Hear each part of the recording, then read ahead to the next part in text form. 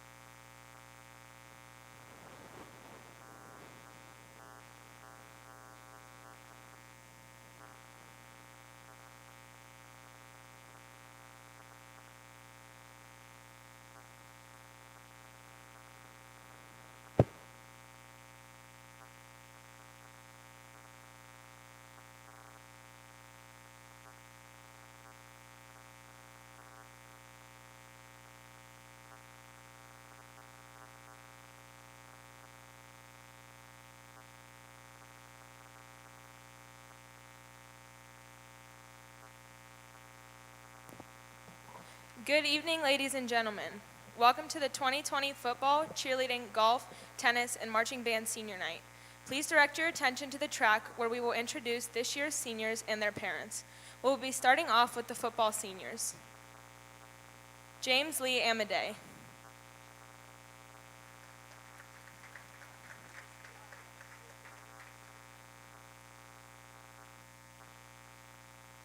James is a son of Carl and Michelle Amadei. He has played football for 4 years and plays wide receiver, linebacker, and defensive line. He was part of the District 10 championship team his freshman year. His most memorable moment was when a bunch of people got sick from their breakfast burritos during two-a-days. James is also involved in track, chamber choir, and USATF. James' future plans are to study exercise science at Slippery Rock University. James Lee Amadei. Logan Jacob Brees. Logan is the son of Kathy Jo and Jake Brees. He has played football for 4 years and is the quarterback. He was on the winning D10 championship team in 2017 and Big 22 contender in 2019. His most memorable moment was the fun trips he had with the leadership program. Logan is also involved in wrestling and advanced video. Logan's future plans are to attend a nearby college and earn a degree in business. Logan Jacob Brees. Matthew Charles Howard. Matthew is the son of Ron and Jennifer Howard. He has played football for 9 years and plays offensive line and defensive line. He was the winner of the 2019 First Team All-Region Offensive Line and the 2019 Second Team All-Region Defensive Line. His most memorable moment was when he was a part of the offensive line that won Player of the Game his sophomore year against Brashear. Matthew has been involved in track for 5 years, basketball for 8 years, and National Honor Society. Matthew's future plans are to attend college while continuing his football career and study pre-dental with the goal of becoming an orthodontist. Matthew Charles Howard. Zachary Joel Martin. Zach is the son of David and Carrie Martin. He has played football for 4 years and is the tight end and linebacker. He is a team captain and was named second team All-Region in 2019. His most memorable moment was being able to play 4 years with some of the best coaches and teammates a kid could ask for. Zach is also involved in track and field, National Honor Society, and the leadership program. Zach's future plans are to attend college and study criminal justice. Zachary Joel Martin. Corey Jacob Medvey. Corey is the son of Penny and John Medvey. He has played football for 4 years and plays offensive and defensive line. His most memorable moment was making a slip and slide on the hill and going down it in the pouring rain. Corey is also involved in wrestling, track and field, French club, National Honor Society, and Boy Scouts. Corey's future plans are to attend college and major in computer science. Corey Jacob Medvey. Max Myford. Max is the son of Dr. Lee and Dan Myford. He has been involved in football for 5 years and plays center, right tackle, right guard, and defensive tackle. He was a varsity letter winner his junior year. His most memorable moment was whitewater rafting with the leadership group. Max's future plans are to attend Slippery Rock University and be a good human. Max Myford. Now for our senior cheerleaders. Edwin Martin Aku Dodza. Edwin is the son of Martin and Linda Dodza. He has been a cheerleader for 2 years and lettered his freshman year. His most memorable moment was smashing Coach Erica's phone with his car by accident after practice in front of the whole football team. He is also involved in diving, track and field, ski club, and concert band. Edwin's future plans are to attend college somewhere far away with the hopes of becoming a psychiatric doctor and leave the bubble of Grove City. Edwin Martin Aku Dodza. Bailey Jo Delaney. Bailey is the daughter of Lori and Dana Delaney. She has been involved in cheerleading for 1 year. She is a first-year letterman. Her most memorable moment was during one of the summer practices they had a scavenger hunt.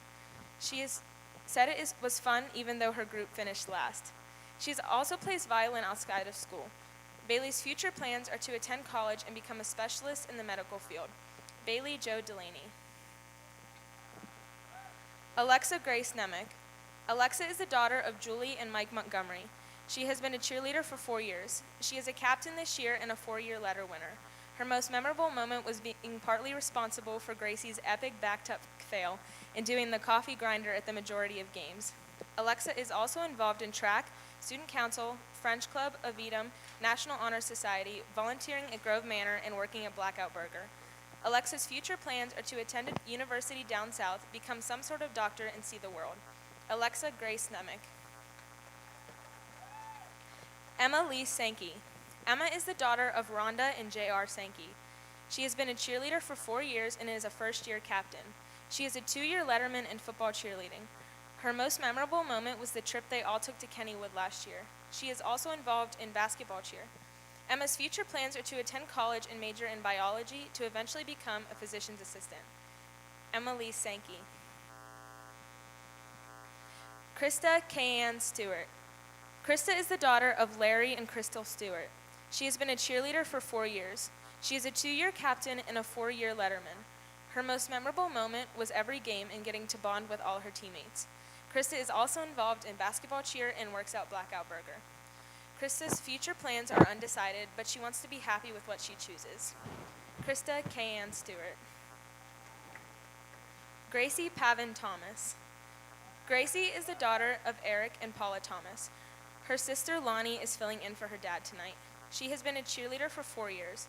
Her most memorable moment was falling flat on her back in front of the entire crowd her junior year and having it on video. She is also involved in student council, track and field, swim team, and Avidum. Gracie's future plans are to attend college in the South. Gracie Pavin Thomas. Morgan White. Morgan is the daughter of Benjamin and Penny White. She has been a JV cheerleader for 1 year. Her most memorable moment was at the end of their first game. She got to call the last cheer and scare all the girls for being too loud. Morgan is also enrolled in the healthcare career at Mercer County Career Center. Morgan's future plans are to attend college to get her RN and BSN, get married, have a dog, and die before 104. Gwen Torvik.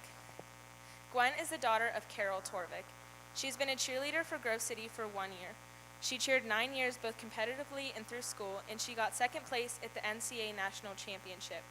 Her most memorable moment was when she moved here from Texas and made the team. Everyone accepted her right away and treated her as though she was always part of the team. She's also involved in community art and Avidum. Gwen's future plans are to attend college in New York or New Jersey and major in business and one day run a business of her own.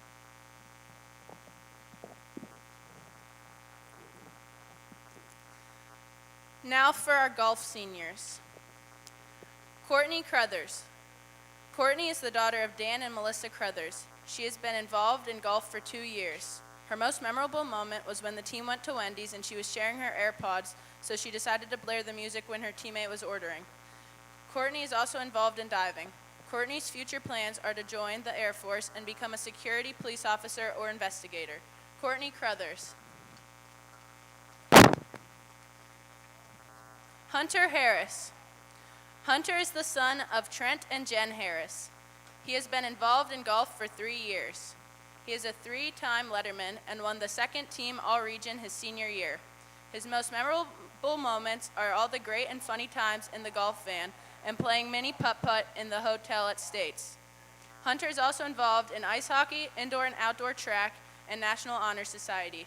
Hunter's future plans are to go to a college or university pursuing electrical engineering, get a good job, get married, and start a family. Hunter Harris. Tanner Homan. Tanner is the son of Pam and Wayne Homan. He has been involved in golf for 4 years. He is a 3-year letter winner. His most memorable moments were the bus rides to the course. Tanner is also involved in the marching band and the robotics team. Tanner's future plans are to go to college. Tanner Homan.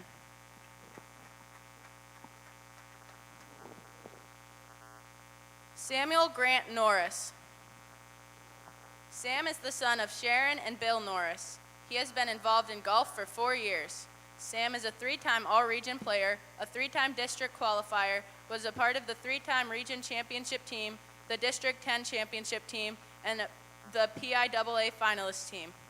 His most memorable moment was winning districts in 2019 and the road to the state finals. Sam is also involved in the Envision Sports Program, Project Peers, basketball, advanced video, and the #YouBelongGC movement. Sam's future plans are to attend college and major in biohealth, then attend PA school and become a physician's assistant. Samuel Grant Norris. Now for our tennis seniors. Mary Coulter. Mary is the daughter of Michael and Laura Coulter. She has played tennis for 4 years and plays first singles varsity. She is a 2-year captain, Jigs Wolford winner, and a 3-year letter winner. Her most memorable moment was being able to play with 2 of her sisters as well as her dad. Mary is also involved in Thespian Society, show choir, marching band, academic games, National Honor Society, honors band and choir, the Youngstown Symphony, youth orchestra, and Model UN. Mary's future plans are to move to Scotland and become friends with the Loch Ness Monster. Mary Coulter. Katie Glenn is unable to be here tonight. Katie is the daughter of Matt and Jeannie Glenn. She has played tennis for 4 years and was the captain her junior and senior year. She has been awarded 3 letters. Her most memorable moment was going out to eat after a game and laughing on the bus. When she's not serving ice cream at Katie's Corner, Katie enjoys designing and sewing. Katie's future plans are to attend Kent State University and study fashion design. Katie Glenn. Greta Saltrick. Greta is the daughter of Kim and Keith Saltrick. She has played tennis for 2 years and is a 1-year letterman. Her most memorable moment was going to Panera with her coach. Greta is also involved in dance line, wrestling cheer, Young Life, and working at McDonald's. Greta's future plans are to attend the College of Worcester for business. Greta Saltrick. Tessa Catherine Stewart. Tessa is the daughter of Cindy and Lance Stewart. She has played tennis for 3 years and is a 1-year letter winner. Her most memorable moments were Saturday brunches, late DQ runs with the team, and hanging out every practice with her amazing teammates. Tessa is also involved in chamber choir, marching band, National Honor Society, Thespian Society, theater, and youth ministry with her church. Tessa's future plans are to enjoy her last Friday night lights, cry several tears, get Dairy Queen, and maybe convince her parents for a new phone. Tessa Catherine Stewart. Now we would like to introduce Mr. Gary, who will announce the marching band, Silkline, and the Dance Line seniors.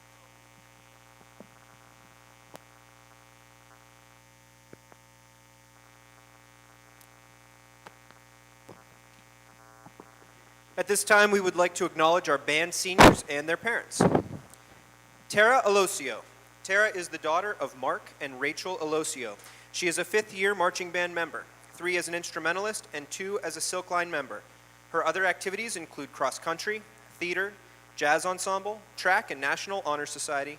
Her most memorable moment is running through Cedar Point in the pouring rain. Tara's future plans are to start a candle business and live alone with 13 cats and 4 dogs. Tara Alosio. Owen Amick. Owen is the son of Mark and Amy Amick. He is a 5th-year marching band member and a 5th-year jazz ensemble member. Owen's most memorable moment is Zoo Wee Mama. His future plans are to attend Washington and Jefferson University and become a history teacher. Owen Amick.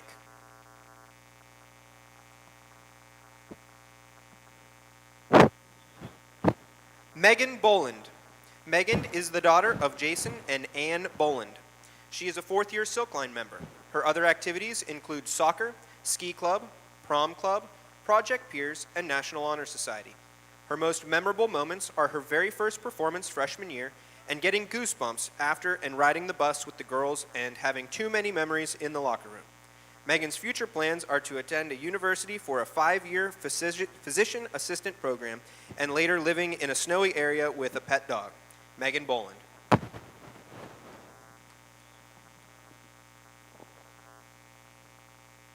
Peyton Byers.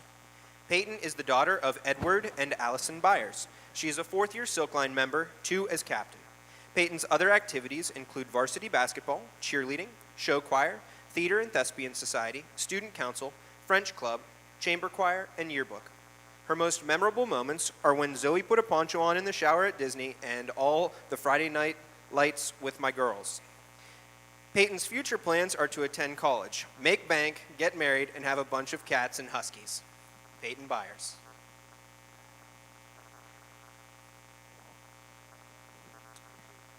Unable to be with us tonight, Sean Campbell. Sean is the son of Billy and Joelle Campbell. He is a fifth-year marching band member. Additionally, Sean attends the Mercer County Vocational Technical School. His most memorable moment was traveling to Cedar Point with the band his first year. Sean's future plans are to enlist in the Air Force. Sean Campbell. Christopher Caramano. Christopher is the son of Thomas and Jillian Caramano. He is a third-year marching band member, 1 as manager and 2 in the percussion section. His other school activities include theater, tech crew, and stage crew. His most memorable moment is doing the hokey pokey. Christopher's future plans are to attend Newcastle School of Trades. Christopher Caramano.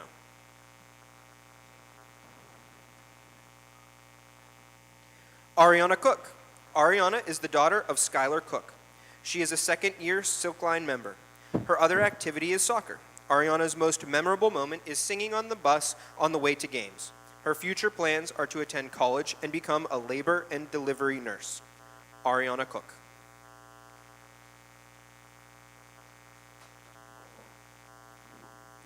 Mary Coulter. Mary is the daughter of Michael and Laura Coulter. She is a fifth-year marching band member and a 2-year member of jazz ensemble. Additionally, she has been selected for honors band, district band, honors chorus, and district chorus. Her other activities include National Honor Society, academic games, Thespian Society, Library Club, Model United Nations, mock trial, chamber choir, Youngstown Symphony Youth Orchestra, show choir, and theater. Mary's most memorable moment is winning Section Spirit Day and getting to break the tuba piñata. Her future plans are to attend college and possibly go to space. Mary Coulter. Jess Cummings. Jess is the daughter of Troy and Marcia Cummings. She is a 4th-year marching band member, 3 as a Silkline member, and 1 as a manager. Her other activities include swim team, National Honor Society, and Spanish Club. Her most memorable moment is Eaton Park after football games and taking panoramic pictures with her friends. Jess's future plans are to attend Grand Canyon University, major in forensic science, and be successful for the rest of her life. Jess Cummings. Sarah Evans. Sarah is the daughter of Ed and Angie Evans. She is a 5th-year marching band member. Her other activity includes basketball. Sarah's most memorable moment is the homecoming parade when it poured down rain. Her future plans are to attend college. Sarah Evans.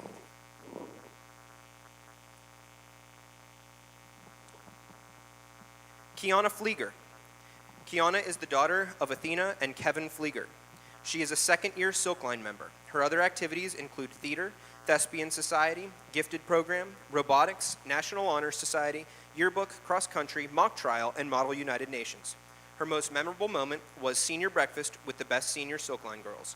Kiana's future plans are to attend college, earning a degree in optometry, and become an optometrist. Kiana Flieger.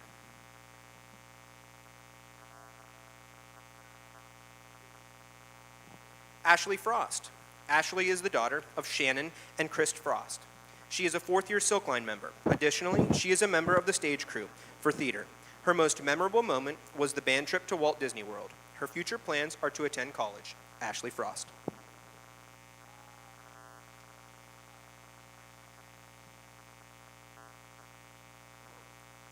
Tanner Homan. Tanner is the son of Pamela and Wayne Homan. He is a 5th-year marching band member and a 4th-year concert band member. His other activities include golf team, robotics team, and baseball team. His most memorable moments are singing on the bus rides home. Tanner's future plans are to attend college. Tanner Homan.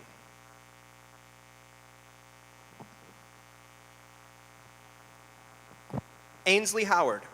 Ainsley is the daughter of Ray Lynn and J.P. Howard. She is a 3rd-year Silkline member. Ainsley's other activities include student council, class government, bocce, track, and cross country. Her most memorable moment was riding the Millennium Force with Peyton, passing out, then freaking out because she passed out. Her future plans are to attend Slippery Rock University and major in either hospitality and management or education and have a happy family. Ainsley Howard.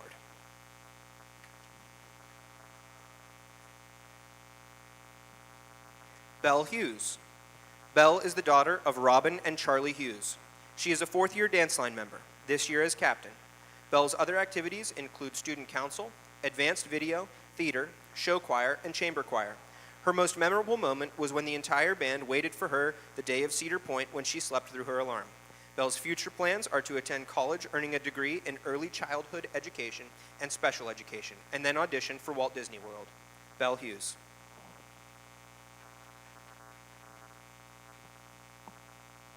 McKenna Isles. McKenna is the daughter of Brad and Mindy Isles. She is a fourth-year dance line member, the past two as captain.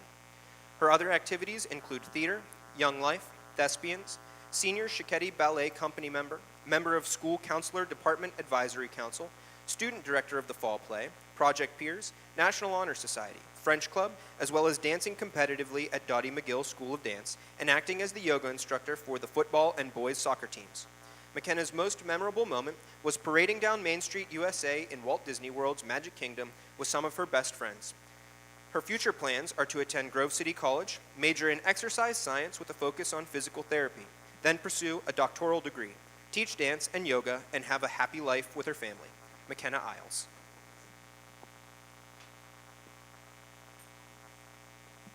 Kylie Cray. Kylie is the daughter of Paul and Teresa Cray. She is a second-year Silkline member. Her most memorable moment was the senior breakfast at Main Street Diner. Kylie's future plans are to become a professional finesser. Kylie Cray.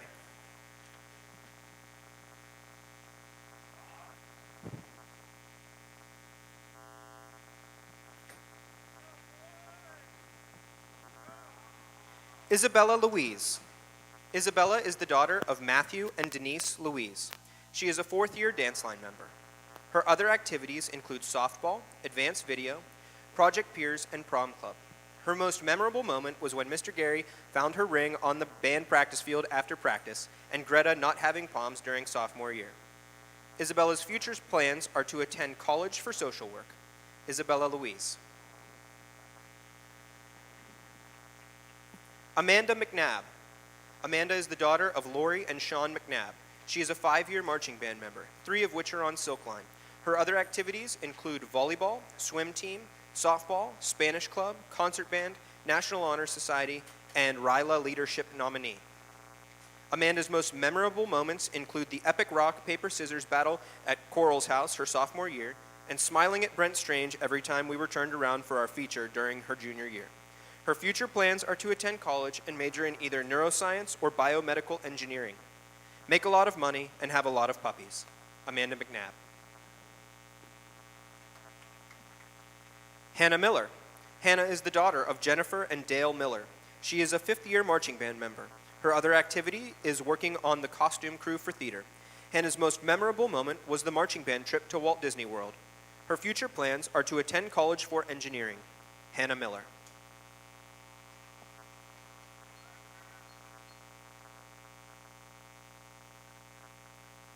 Ben Nichols.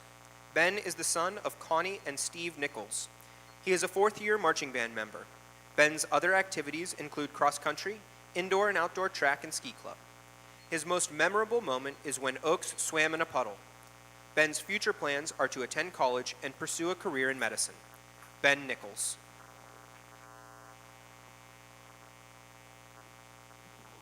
Sam Nuss. Sam is the son of Sylvia and Craig Nuss. He is a 5th-year marching band member. Sam's other activities include theater and thespian society. His most memorable moment was purchasing 500 Burger King chicken nuggets at the rest stop on the way home from Cedar Point. At this point, Sam is unsure of his future plans. Sam Nuss.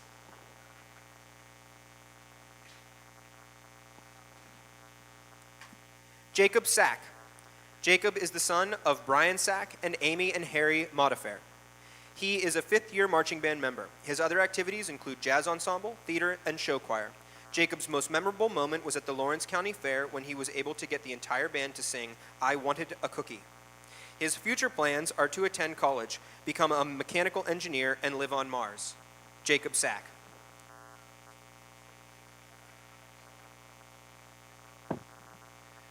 Greta Saltrick. Greta is the daughter of Kimberly and Keith Saltrick. She is a 5th-year marching band member, 4 of which she has been on dance line. Greta's other activities include tennis and wrestling cheerleading. Her most memorable moment was not having palms her sophomore year and her death drop on the field. Greta's future plans are to attend college for business and live a happy life. Greta Saltrick. Tessa Stewart. Tessa is the daughter of Cindy Starr and Lance Thomas Stewart. She is a fourth-year Silkline member. Her other activities include tennis, theater, Project Peers, prom club, chamber choir, and thespian society. Tessa's most memorable moments are getting lost in Walt Disney World, running through the rain at Cedar Point, performing with her sister during her freshman year, and being able to perform with the group of girls. Her future plans are to follow God's path wherever that leads, fall in love, get married, have kids, and live a dandy life full of laughs, art, and Jesus. Tessa Stewart.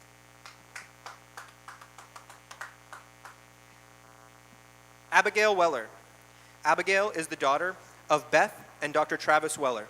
She is a fifth-year marching band member, 2 of which have been as drum major. Her other activities include theater, National Honor Society, and Thespian Society.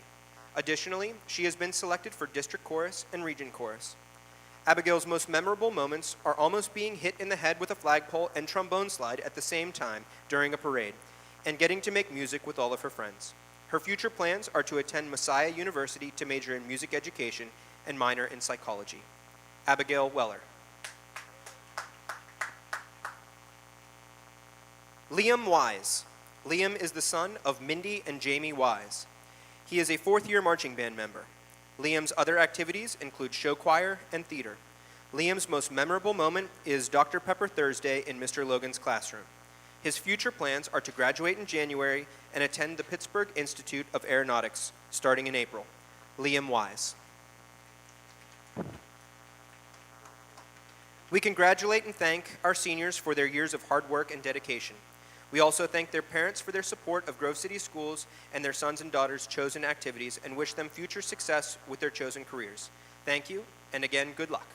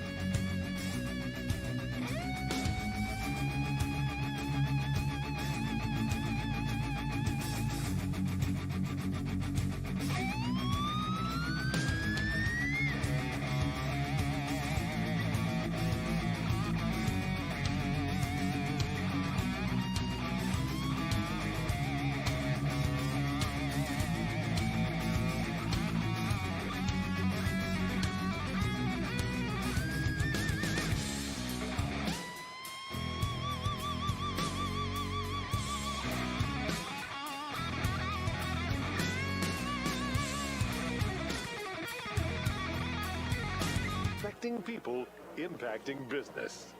Penn, Ohio Roofing, Gilbert's Risk Solutions, Herman's Water, and McNichol and Bonner LLP of Grove City. Make sure you thank this group of local businesses for supporting these broadcasts. For more information, go to our website at sportsradio967.com.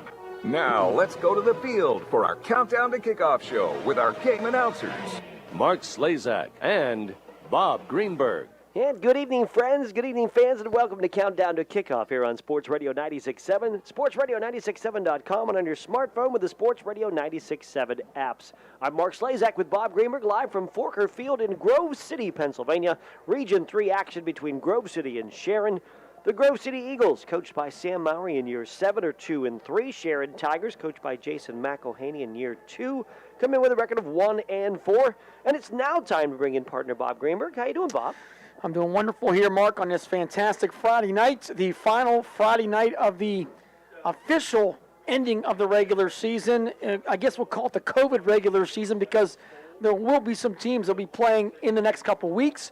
But from our perspective, it is the end of the regular season as playoffs will begin next week. And we have a matchup of two teams that know each other very, very well. The Grove City Eagles and the Sharon Tigers will play for the 6th time in the past 24 months, including back-to-back District 10 championship games. It's been an incredible rivalry, a lot of great moments recently, and both of these teams now know that a win tonight could get them into the playoffs. So that will even add to what could be a very exciting game. We'll take a break. When we come back, we'll talk about those matchups previous. We'll talk about the playoffs and what looks like maybe ahead for local teams. And, of course, hear from the coaches as well, all part of Countdown to Kickoff. Stay right here. It is Sharon here at Grove City. Friday Night Football on your home for high school sports. This is Sports Radio 96.7.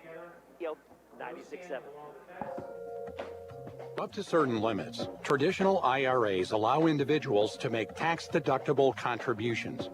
Also within certain limits, individuals can make contributions to a Roth IRA with after-tax dollars. Please call Dave Cash Dollar or Tim Cash Dollar to find out which IRA is right for you at 724-458-5233 or stop in at 115 Erie Street, Grove City, PA 16127. Registered representatives offering securities through Cetera Advisor Networks, LLC. Member FINRA SIPC. Dave Cash Dollar. Mercer County Career Center. Great careers start here.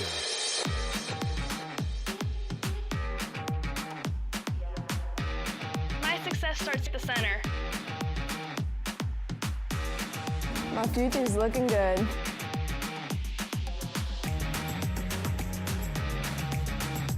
Mercer County Career Center is all about the future, my future. Talk to your guidance counselor today. First, just drive in because Flynn's will get you in right now. No appointment necessary. The second option, give us a call and we'll help you select and reserve the perfect tire for you. The third option, save time and buy online at flynnstire.com. It's that easy. Just drive in and Flynn's will get you in right now. At Dunham Finney Center.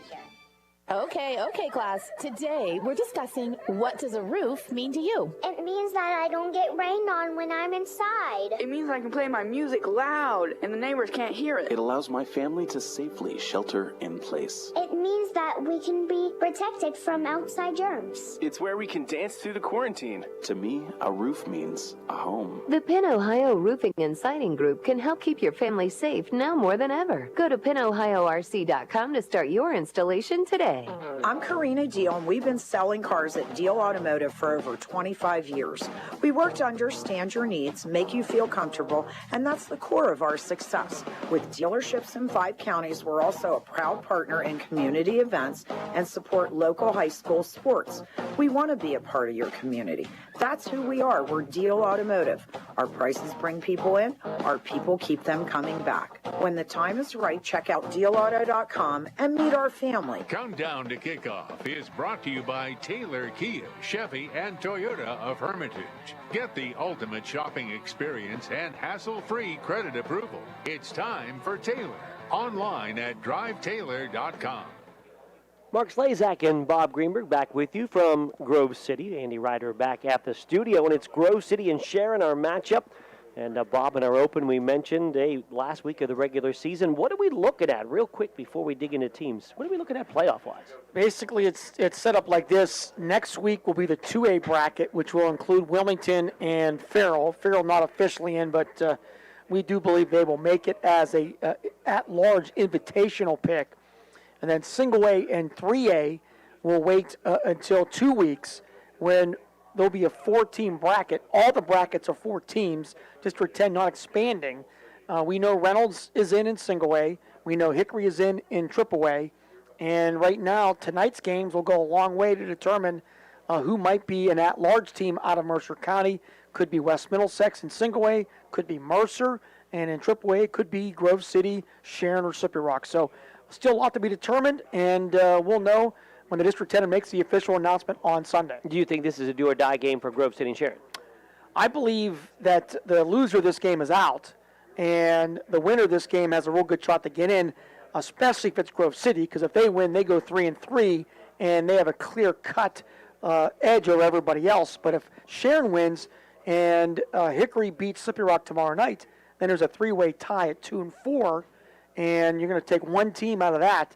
District 10 will have to find a way to break the tie. So Grove City, maybe not out with a loss, but they're going to be in with a win most likely. They need to win this one. Sharon Tigers, of course, need to win. Just two teams fighting for a win tonight, no doubt about it. You mentioned also with the pregame, 6 matchups between these two teams in the last 2 years. Yeah, it's been amazing. 3 times, obviously, in the regular season.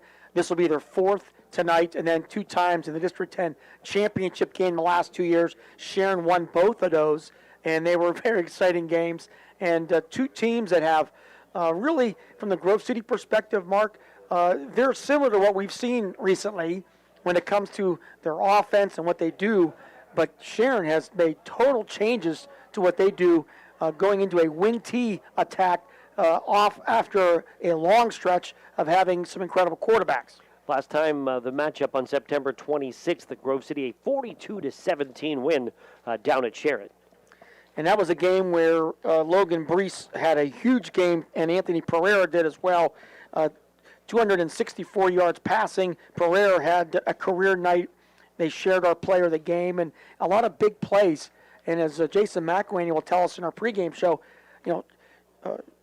Sharon got exposed that night defensively, playing a lot of man coverage. Grove City saw that and attacked. So you could imagine there'll be some adjustments tonight, and particularly the big adjustment is that Logan Brees is not playing. Yeah, Brees threw for 264 and 4 touchdowns. Pereira caught for 168 and 3 scores, a 74-yarder, a 40-yarder, a 27-yarder, and yeah, let's go to that right now. Logan Brees and one of the top wide receivers as well, not playing tonight. Yeah, I talked to both of them here earlier. Logan Brees did not play last week, had an infection in his leg, not really sure where he got it from, but it was bad enough they had to go to Pittsburgh Hospital to get surgery on it and make sure it didn't get worse. He told me he thinks he may be cleared next week to play. So that could be a big determining factor here for Grove City, especially if they make the playoffs. Gavin Lutz, not so lucky, broke his foot, and he is out 4 to 6 weeks, even though he did tell me that he's expecting to be ready for basketball season. He'll work hard. There's no doubt trying to get back into that. So 2 of the top players out.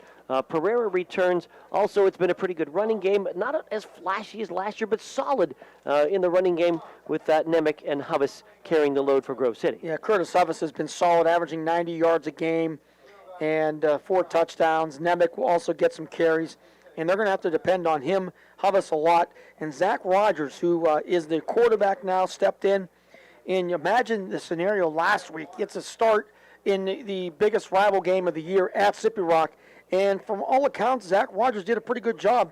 Threw for 157 yards and a touchdown. So I don't think the offense is going to change very much with Zach Rogers running the helm here instead of Logan Brees. Yeah, Rogers Jr., 13 of 26 last week, a touchdown and interception in the game. Big offensive and defensive lines have got some experience there. A good, just solid defense overall for Grove City. Let's talk about that real quick. Yeah, this is a Grove City team that they played Slippery Rock very tough last week, and you look at some of the things they've done, and it's been a breakdown here, a breakdown there, and even in their tough losses. And I think from their perspective, they're going to have to find a way to slow Sharon down and get them off the field. They don't want any 15-play drives or even 20-play drives like Sharon had last week. Yeah, no doubt. So their loss last week, an overtime loss, a late Duffalo field goal in overtime got the job done. And Grove City losing at Slippery Rock last weekend, trying to rebound against Sharon. We'll take a break. When we come back, we'll talk about the Sharon Tigers. Coaches' interviews ahead as well. Stay with us. Countdown to kickoff right here, your home for high school sports. Sports Radio 96.7. Risk Solutions is proud to award the September 2020 Mercer County Team of the Month. Gilbert's honors Reynolds football as the Mercer County Gilbert's Team of the Month. Congratulations to Coach Josh Mull and his region champion Raiders, as they are the September Gilbert's Mercer County Team of the Month. For more information, go to gilbertsrisksolutions.com. Gilbert's Risk Solutions, service beyond insurance since 1854. Hi, this is Joe Flynn with Flynn's Tire. We know how valuable your time is, so we've made it fast, easy, and affordable to buy tires. There's 3 easy ways to purchase tires from Flynn. First, just drive in, because Flynn's will get you in right now. No appointment necessary. The second option, give us a call, and we'll help you select and reserve the perfect tire for you. The third option, save time and buy online at flynnstire.com. It's that easy. Just drive in, and Flynn's will get you in right now. And tell them Vinny sent you. Stop by O'Neill Coffee for some hauntingly good new drinks. Try a Drunken Pumpkin or Poison Apple any way you'd like. Both feature our brand new salted caramel whipped cream. We've even got the little ghouls and goblins covered. Stop by and treat them to one of our new frightfully fun wacky witch or goofy ghost milkshakes. While you're here, don't forget to grab a bag of Autumn Harvest or Pumpkin Spice Coffee, available for a limited time. O'Neill Coffee, next to the post office in West Middlesex, or online at o'neillcoffee.com. Is frequent pain impacting your quality of life? 50 million Americans suffer from chronic pain. If you're experiencing pain that's lasted for 12 weeks or more, you may be one of them. At the new Edgewood Pain Management Center, located at Edgewood Surgical Hospital, our pain specialists will create an individualized care plan to help get you back to doing the things you love. For more information, call 724-734-4409 or ask your doctor about a referral to the Edgewood Pain Management Center today. Countdown to Kickoff is brought to you by Taylor Kia, Chevy, and Toyota of Hermitage. Get the ultimate shopping experience and hassle-free credit approval. It's time for Taylor. Online at drivetaylor.com. Mark Slazak, Bob Greenberg, back with you at Grove City. Grove City and Sharon, our matchup tonight here for Friday Night Football. And Sharon Tigers, probably one of the weirdest statistical games that ends up in a loss you'll see. Yeah, last week losing down 28-7 to Hickory, score 3 touchdowns in a 5-minute span of the fourth quarter to tie the game, and then eventually down 34-28, had the ball, maybe a chance to upset the Hornets, but Michael Henwood took over late to win it for Hickory. But Sharon ran 75 plays last Friday night. Hickory ran just 25 plays, and Sharon held the ball for almost 39 of the 48 minutes. One of the more amazing games we'll ever see for a team that did not win. Yeah, they 11 more touchdowns, 12 more first downs, the third down conversion. There's not a stat to look at that didn't seem to really swing to the Sharon side. Of course, the final score. So a valiant effort, but Sharon just one win this week, a couple of weeks ago. Yeah, this year, one. And this is a team that they're playing better football. They beat Slippery Rock 2 weeks ago, had Hickory on the ropes maybe at a point in that fourth quarter, and they're feeling very confident. They're finally getting their legs and kind of getting their rhythm here with this wing T offense. Tyvell Richardson, quarterback Brett Salzgiver, you see LeBray Norris and Jaden Robinson all have done a very good job getting better, running the football more consistently. But I think most importantly, the strength of the Sharon team, in my opinion, is their offensive line. And they got everybody back healthy, and they're back to full strength here tonight with Andrew Price and Bryce Carroll starting, and Michael Mazurek and Austin Perlick and Thomas Dawson. This is a Sharon offensive line that is very underrated, and we've seen how they've controlled games. And the one stat that I'll tell you, this year, they are averaging almost 31 minutes per game of time of possession. So they are controlling the ball, running, and a lot of it's because of this offensive line. Yeah, so switch to the wing T. Now a couple more guys healthy. Had a 20-play drive last week against Hickory. Almost ran the entire third quarter out. They got the second half kickoff and ran everything but a minute in that third quarter. One of the unfortunate things on the Sharon side, though, is they've not finished off some of these long drives. Yeah, that's been a major issue, just not able to cap it off with scoring plays. And the other issue has been their pass defense. They've been giving up over 225 yards a game through the air. Grove City had a big game in that first matchup, and there's no question that Grove City is going to try to attack this Sharon secondary again here tonight. And even though they have a suspect numbers in the pass defense, they might have one of the best defensive backs in the state in Jayon Phillips. Jayon Phillips is having an incredible year, junior season, breakout season. And last week returned to punt for a touchdown. He has done just about everything you can imagine. An electric player, and there's no doubt that Jason McElwain is going to want to try to get the ball into his hands as much as possible. And Sam Mowry is going to want to try to punt away or kick away from this young man. He's got a punt return and a kick return. Had 3 interceptions now in the season. He's been a dynamic player on that side of the ball. We'll take a break. We come back. We'll hear from the coaches, Sam Mowry of Grove City and Jason McElwain of the Sharon Tigers. Countdown to kickoff. Getting you ready for Sharon and Grove City and your home for high school football. This is Sports Radio 96.7. Insurance Agency is proud to honor the Mercer County male and female athletes of the month. Reinhardt's honors Hickory golf standout Mackenzie Gustis as the September female athlete of the month.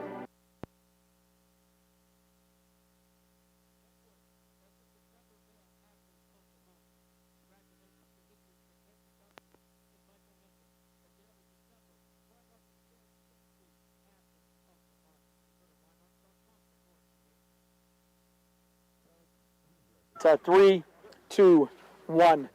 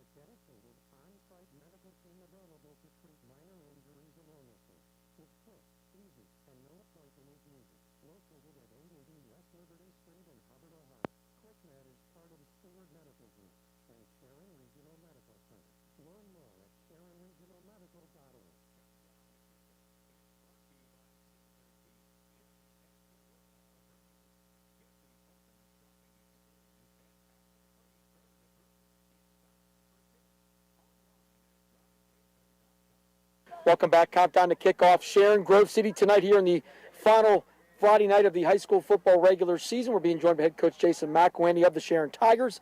And coach, another beautiful night for football. You guys are coming off a tough loss last week. Just a couple of your thoughts. I wish we'd have competed a little bit better, defensively, early on especially, made a couple tackles. I think they kind of seized momentum on us right there, and we kind of got stunned. But, happy about the way our guys battled back and played hard and got it to even. When we had a shot, it's 34-28, and we have the ball. So, we get stopped on the 4th down, and they got the extra one. But, I like the fight from our guys. I know you hate to lose. Mm-hmm. I'm sure this one was a little bit tougher to get over after the way you guys played. Yeah, because you climb all the way back, and at that point you go, as bad as we played, it's 28-28 and it's in the 4th quarter, and then we block the extra point, and you say, oh, well, now, we don't even have to go for 2 in the win. We have a chance to kick it and win it, but, just couldn't get there and then got stopped, but there's some good things to build off of. You get ready to take on Grove City for the 2nd time this year. They had some big plays down at your place. What was the difference that night? Yeah, they just, Coach Mowry and those guys all do a really good job, and they found out early we were in man coverage, and they got us right away with one up the seam, and it wasn't the first one, and it felt actually a lot like the Hickory game, just kind of like a reverse. They were hitting big plays in the pass game, whereas Hickory was cracking off them long runs on us. So they just caught us in man, and they did a good job, and we did not do a good job in the back end. So it's tough to come back from that playing the style that we do offensively. They're missing 2 key players, including their quarterback. Mm-hmm. How does that change the preparation? If you watch the film from last week, obviously, Lutz being out on top of that because he was a big part of what they did. But I thought the kid who filled in last week did a really good job. Logan Brees is a tremendous quarterback. He's outstanding and has done a great job. But if I know anything about those guys over there, they're going to be prepared and ready, and we're going to have a battle in our hands. A couple keys for Sharon to win this game. we got to score touchdowns when we have opportunities too. You know, we knock on the door and we get deep. We got to put the ball in the end zone. We started the last time we played them, we had a great drive. I mean, it's a 16-play drive all the way down the field, and we can't get it in the end zone. We had a 20-play drive last week we couldn't score on. So we've got to convert those into touchdowns, and we've got to make them work their way down the field instead of giving up the big plays. I know it's really the unknown right now when it comes to the playoffs, but you'd have to believe if you win that you at least have a shot to get into one of those invites. Sure, and that's what we told our guys. Let's just make this hard on them. You know, let's win this thing and let's make a mess and let that mess figure it out. But let's put our name in the ring and see what happens. Coach, thanks for your time. Best of luck. No problem. Thank you very much. Jason McQueen, head coach of the Sharon Tigers. We'll come back more countdown to kickoff. Sharon and Grove City tonight, right here on Sports Radio 96.7.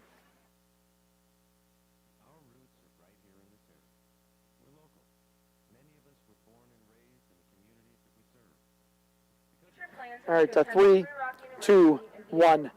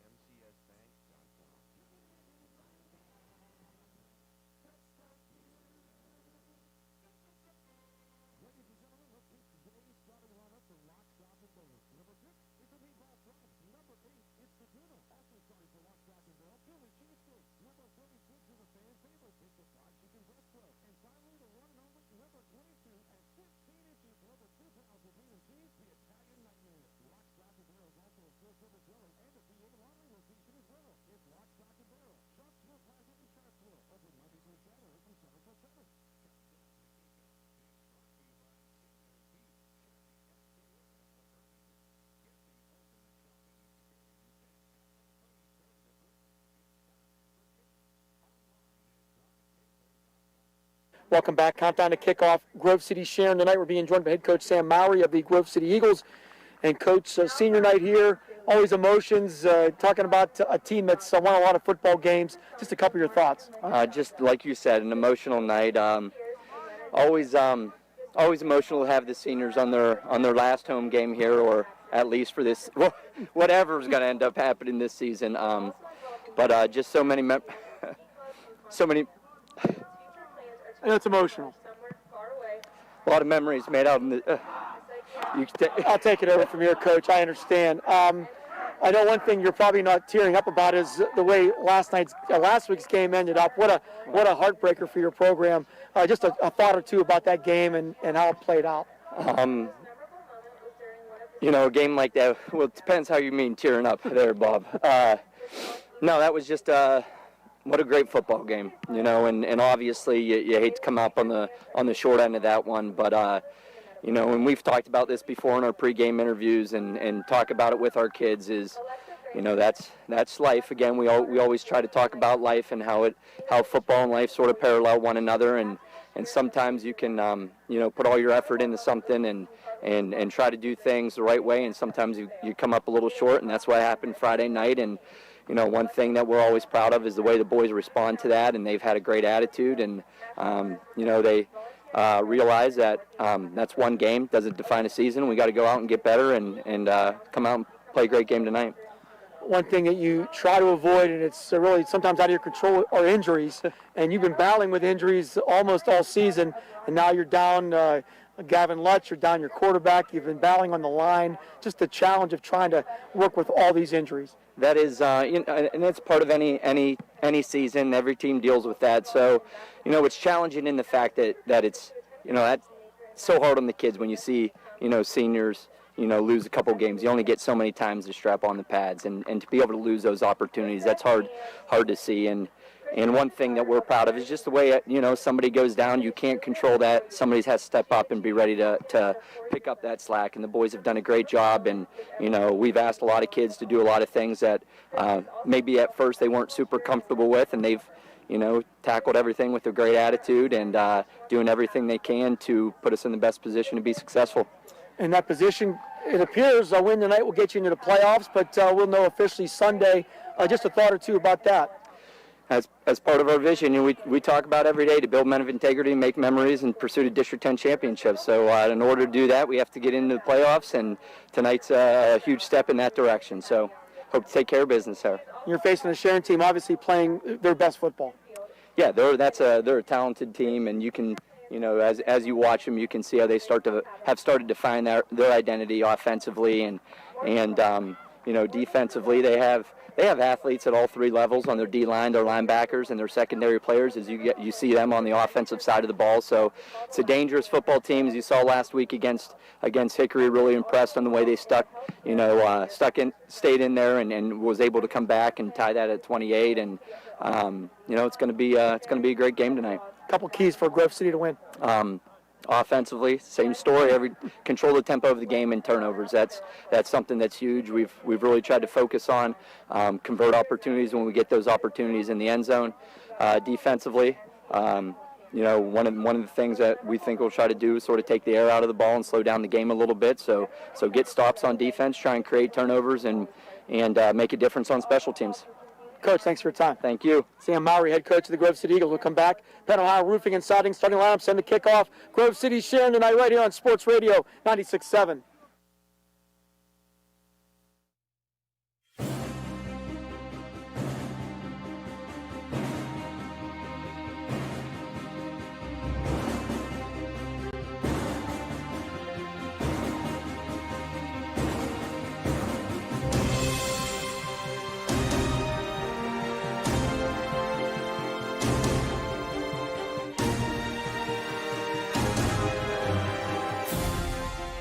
Saturday from 7 till 7.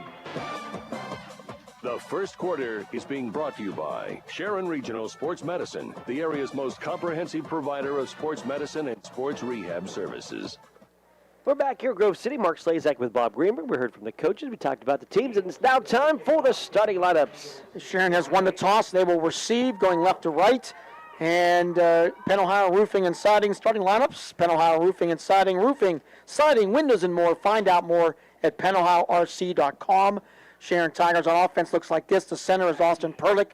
The guards are Andrew Price and Bryce Carroll. Tackles Michael Mazurk and Thomas Dawson. Split end is Jayon Phillips. The tight end is Shane Rowe. The fullback is LeBray Norris. The wingbacks are Tybell Richardson, Jaden Robinson, and LeBron Wilder. And the quarterback, the senior, Brett Salzgiver. Defense for Grove City on the ends, Jacob Blair and Max Myford. Gage Tagonski and Matt Howard, your tackles. The linebackers on the outside are Anthony Nemec and Cole Hammerman. Inside, Zach Martin and Curtis Huvis. The corners, Anthony Pereira and Hayden McCready. And Zach Rogers is your safety. So we are ready to go here. Yep, Grove City in the black uniform with the black helmets at gold numbers. And the Sharon Tigers travel with a white jersey, black numbers, and orange pants as Hake gets set to kick this one off, gets the ball on the tee. Sharon, two deep returners as it's Richardson and Phillips, both standing at about the 5-yard line. And they'll drop a few more back at about the 30, so we'll see how Hake handles this. Whether he goes deep or tries the pooch. And here we go. The left footer puts it into the air. It's a shorter kick, grabbed by Salzgiver at the 28-yard line, outside to the 30 to the 40, and run out of bounds. So Salzgiver takes that return, and he'll quarterback this Sharon offense as well.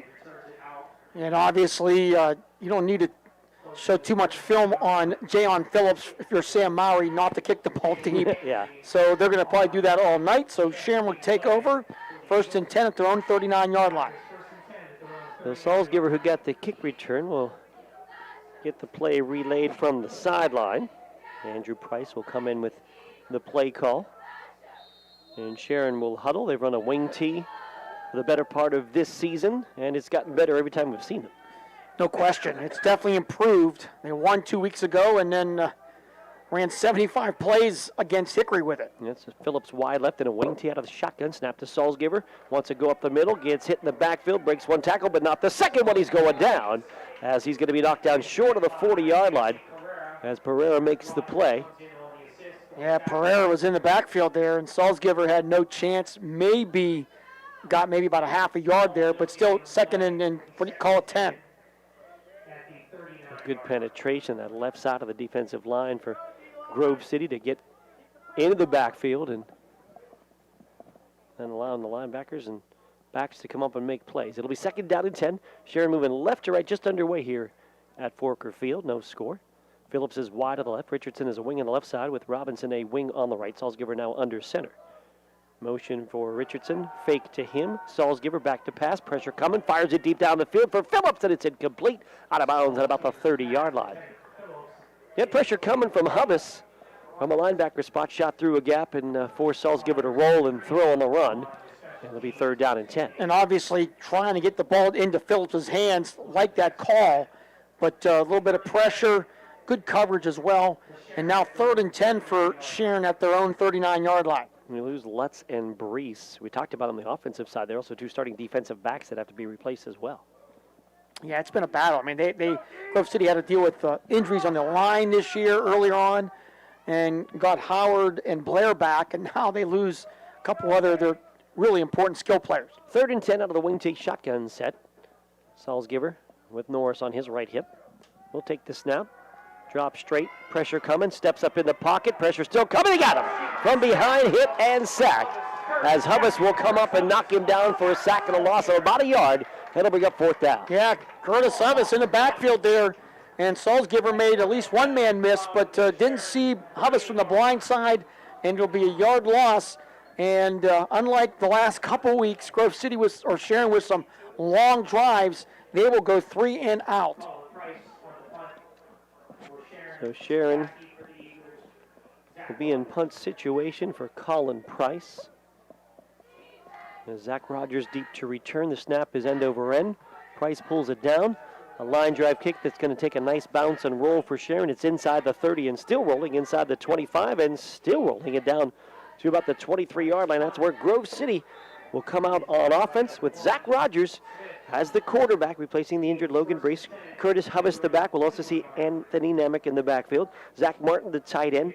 Hayden McCready. Anthony Pereira will be at wideout. Look for John Hake there as well. Left tackle, Nate Wadsworth. Left guard, Jacob Blair. The center, Gage Dagonski. Max Myford and Matt Howard make up the right side of the defensive line.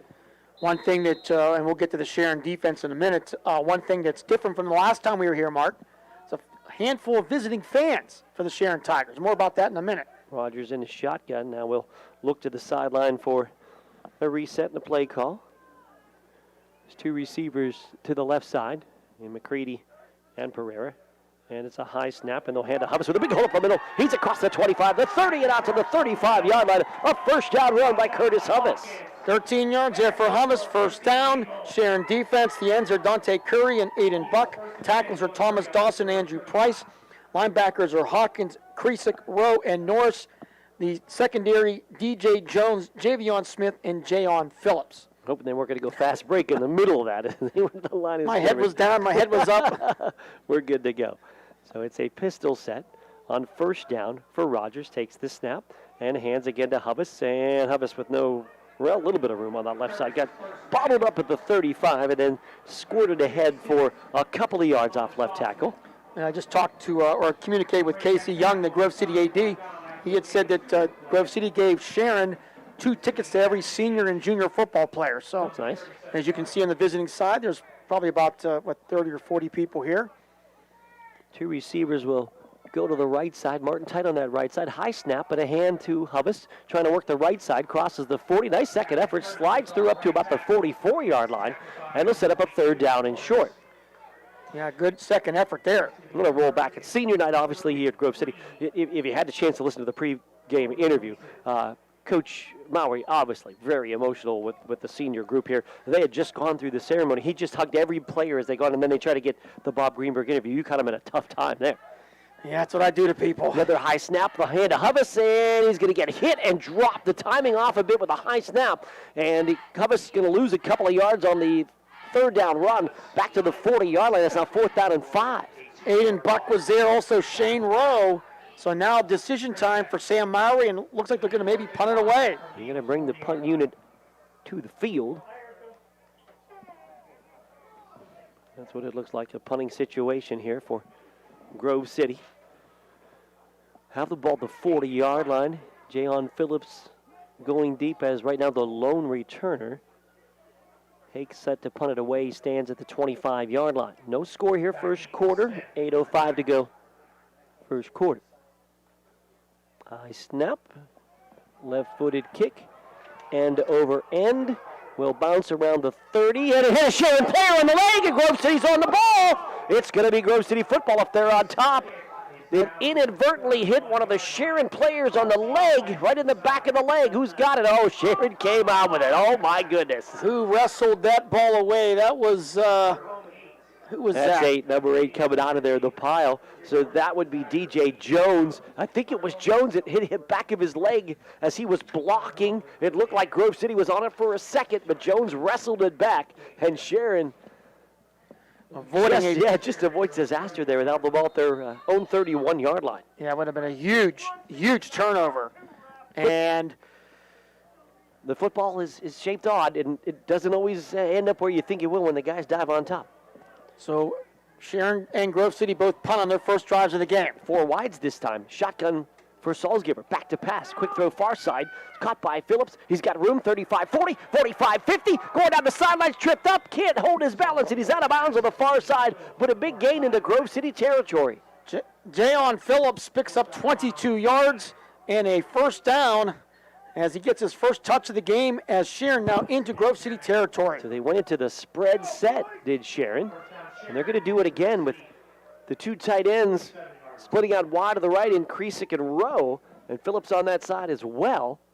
Wade, the lone receiver, to the left side. So it's the same formation, but flip the sides. Now, strong side to the right with the double tight ends. And what that gives you is a couple of blockers for Phillips, and it worked well on the first down play. Salzgiver in the shotgun. Back to his right, that's Richardson. They'll hand to Richardson. And he'll work his way up the middle and power through across the 45 and inside the 45-yard line down to about the 42. And a good first down run for Tyvell Richardson. And big Max Myford with one of the guys with the tackle there. And, that's what Sharon's able to do. And, it makes them harder to defend when they're able to switch in and out of their offenses. That's pretty impressive. 3 receivers right, shotgun snap. Salzgiver with a keeper, bounces inside, then tries to go outside, and going to be dropped down there with no gain on the play, maybe lost about a yard there as well. Matt Howard in on the tackle. And it will be a loss of a yard, you're right. So now it'll be 3rd down and 6 here for Sharon. We are down to just under 7 minutes to go in this first quarter. We have no score between Sharon and Grove City. Symir Wade is split out wide to the right side. Phillips wide left. Up to the wing T basic set, but out of the shotgun. Salzgiver takes the snap, looking to run right. He's got a hole, he's got a first down, he's got more. He's inside the 35, and he dives inside the 35 down to about the 34-yard line. And Pereira brings him down, but it's a first down with 6:39 to go here in this first quarter of action. No score, and Sharon moving left to right. That's about 9 yards there for Salzgiver. Really a nice run, good blocking up front. Wing to the left, Salzgiver back to pass, fires into the flat left side. Phillips got it, and he gets hit right away. As there to make the play was McCready, knocked him down right away. But it's a good gain on first down for the Tigers. Probably get about, let's see where they marked that. Actually coming back to the ball and run out of bounds. He doesn't get a very good spot there, only about 4 yards on the carry, or the catch. It's good coverage there, no question about that. McCready was right there to hit him and drive him back. Wade is out wide to the right, Phillips to the left. Wing left is Richardson. Norris the back, standing beside Salzgiver on what will be now 2nd down, and we'll call it 6. And with Gavin Lutz out, you imagine that Jason McWaney may see if he can use that to his advantage. And Lutz and Brees, 2 starting D-backs out for Grove City, so after a wing T series, they're back to the spread. Here's Salzgiver back to pass. Looking left, fires sideline. It is caught, an Olympic catch made by Phillips. Again, showing off the great hands, and it's a Sharon first down. That is a big-time catch in traffic by Phillips. He picks up 11 yards. And the Sharon Tigers down to the 20-yard line. They have entered the McCandless, Ford, Mercer, and Meadville red zone. Wade is wide right. Phillips is wide to the left. Salzgiver in a shotgun. He's got Richardson on the wing left. He's got Norris beside him. First down and 10. All sitting right about that 20-yard line. But, I mean, that was in traffic. Big-time catch.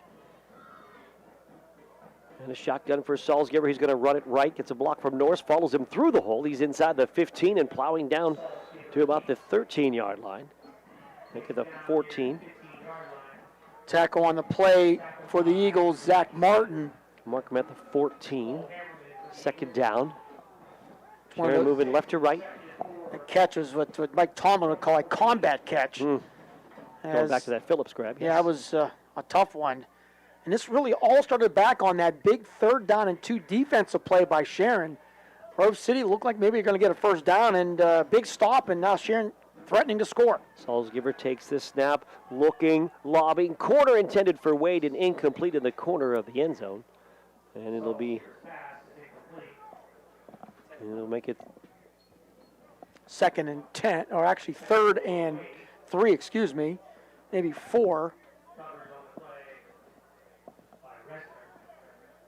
4:31 to go, first quarter. Big play here now, 3rd and 4.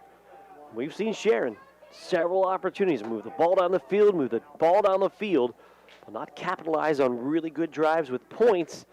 It's a big play here, probably 2 big plays. As they face now a 3rd down and about 4. A bunch formation to the left side. And a handoff to Richardson into the middle. The line's going to get a hit at the 15 and spun down. And no go there. You got nothing. Yeah. Zach Martin, the tackling machine. And maybe even about a yard loss in the play. So now 4th down for Sharon. Their 10th play of the drive. They have 4th and 5. And I'm sure they're going to go for it. Yeah, the choice here is try to kick a field goal with Octor or run a play. And Richardson ran to the sideline, got something from Coach McElhaney. They'll bunch 3 receivers to the left again. It's a 4th down play for the Tigers. Need to get near the 10-yard line for the first down. 3 receivers will bunch to the left. Wade, the lone receiver, to the right. Salzgiver, the quarterback, with Richardson on his hip. Back to pass. Looking left, steps up, fires fastball, and it's in out of the hands of Phillips as he tried to reach back. He had cut to the inside, had to reach to the outside, and could not hold on. And Grove City will hold. It's a turnover on downs for Sharon. And that was, you described it perfectly, a fastball by Salzgiver, and Phillips had to actually go back across his body. It would have been a high degree of difficulty catch. Not many players could have made that, and the Grove City defense, they bend but do not break. They get the ball back at their own 15. We have no score with 3:41 to go in this first quarter. So Sharon turnover on downs, and Rogers will take a snap and hand it up the middle. And that's Hubbs going to pound his way out near the 14-yard line on the first down run. Braden Norris with the tackle. And be about four yards there for Hubbs. And again, it just happens to be the result of so many good Sharon drives. They just don't finish it with points. 2 receivers each way. Here's a quarterback keeper. And Rogers makes a man miss. He's to the 20. Breaks outside 25. Breaks another tackle to the 30. And he's spun down to the 31-yard line. But boy, when he looked like he might have been trapped in the backfield, Zach Rogers, the junior, able to dash it to the outside for a first down. Yeah, give him 12 yards. I'll mark him at the 32. And Rogers, we know he's an athlete, and that was a big-time play and a big first down for the Eagles. 2 receivers to the right. McCready near side. High snap, hand to Hubbs, right side. 35, pounds him in at the 37 and ahead to near the 39-yard line as Curtis Hubbs power running for about 6 on the carry. 2:40 to go first quarter, no score, Grove City and Sharon. 2 receivers left, 1 to the right. Snap to Rogers, hand to Hubbs, left side again. And he's going to push up near the 39-yard line and maybe a yard on the play. Connor Kresick with the tackle there. Maybe back to the original line of scrimmage. And they're going to run in another wide out into the set and go 4 wides in an empty backfield on 3rd down and about 3 for Rogers. High snap, quarterback draw. Up the middle, runs into a man at the 40. He goes down as there to make a play was big number 71, Seth Hoovler. And maybe a yard, 4th and a couple. 5'10", 279-pounder Hoovler.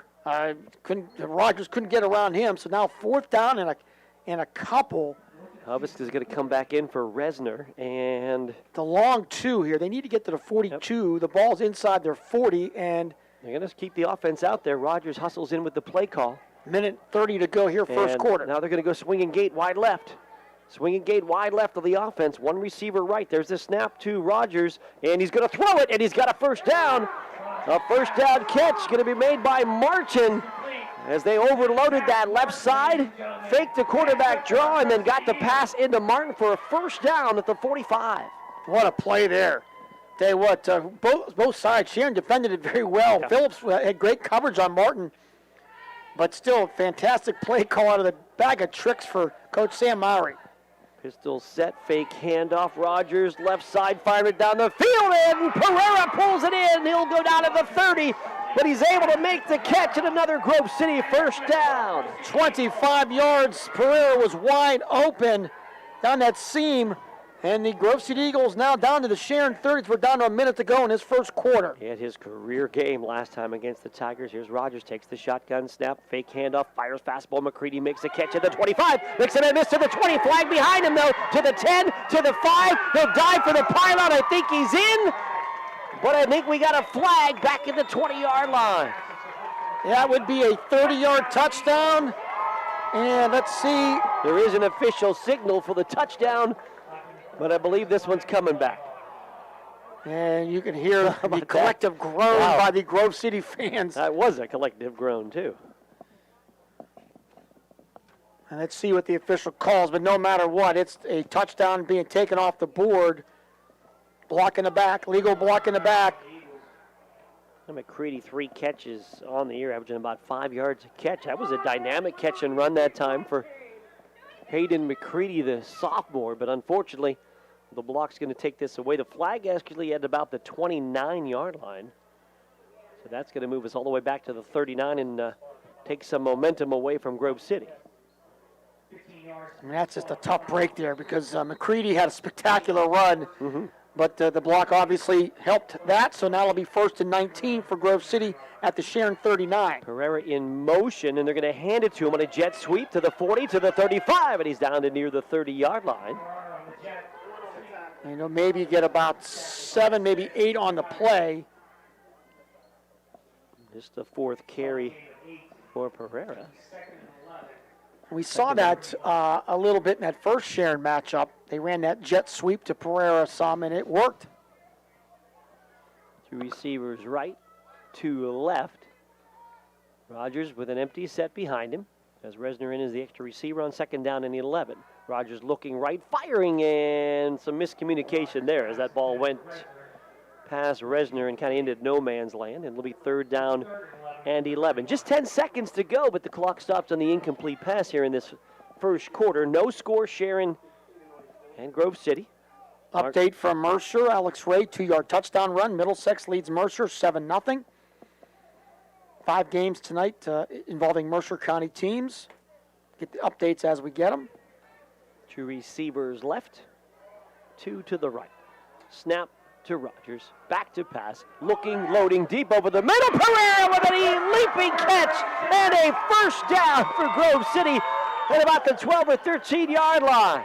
He used all of the 6'4"ness to get it. 18-yard pickup in traffic for Pereira as with the clock set, that could be the final play as we're down to 4. We'll see if they'll try to run one here. Clock down to 1. That'll do it for the quarter. As that subtle clock buzzes in our ears, and it is the end of 1. No score, Sharon and Grove City. We're back with more in a moment on your home for high school football. Sports Radio 96.7. Mercer County Career Center. Great careers start here.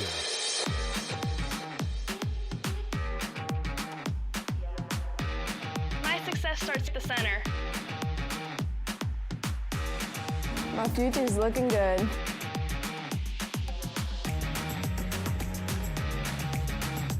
Mercer County Career Center is all about the future, my future. Talk to your guidance counselor today. 233 or stop by the branch office at 115 Erie Street, Grove City, PA 16127. Registered representatives offering security.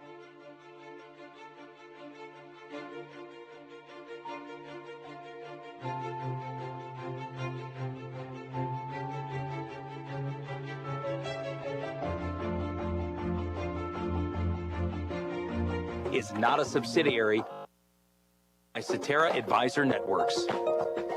The second quarter is brought to you by Warner's Homes and Improvements, one of the area's most respected construction companies since 1958. Right, starting the second quarter, Mark Slazak with Bob Greenberg. Grove City trying to get on the board first and 10 off the 13-yard line. How about this update? Late first quarter, Sharpsville 7, Wilmington nothing. That's down at the Pines. So Sharpsville leading Wilmington. Hake is wide to the right, Pereira wing right. Rogers the quarterback. We have a stoppage of play. Procedure call. He dropped his mouthpiece. I don't know if that's what the procedure was, but he dropped his mouthpiece and Rogers then picked it up, and I don't know if someone else had moved along the line or not. Yeah, I did see that, and they had to make an abrupt movement to try to catch it. I don't know if that was the call or not, though, but that did happen. So move it back 5. First and 15 now, back to the 18-yard line. Two receivers to the right side. One back in the set is Nemec. And Rogers with Martin as a H-back to the right side. He'll now shift to the left side. And Pereira still looking at the sideline to find out where he's supposed to go. He goes right, then he walks left, then he comes back to the right. You got McCready wide left.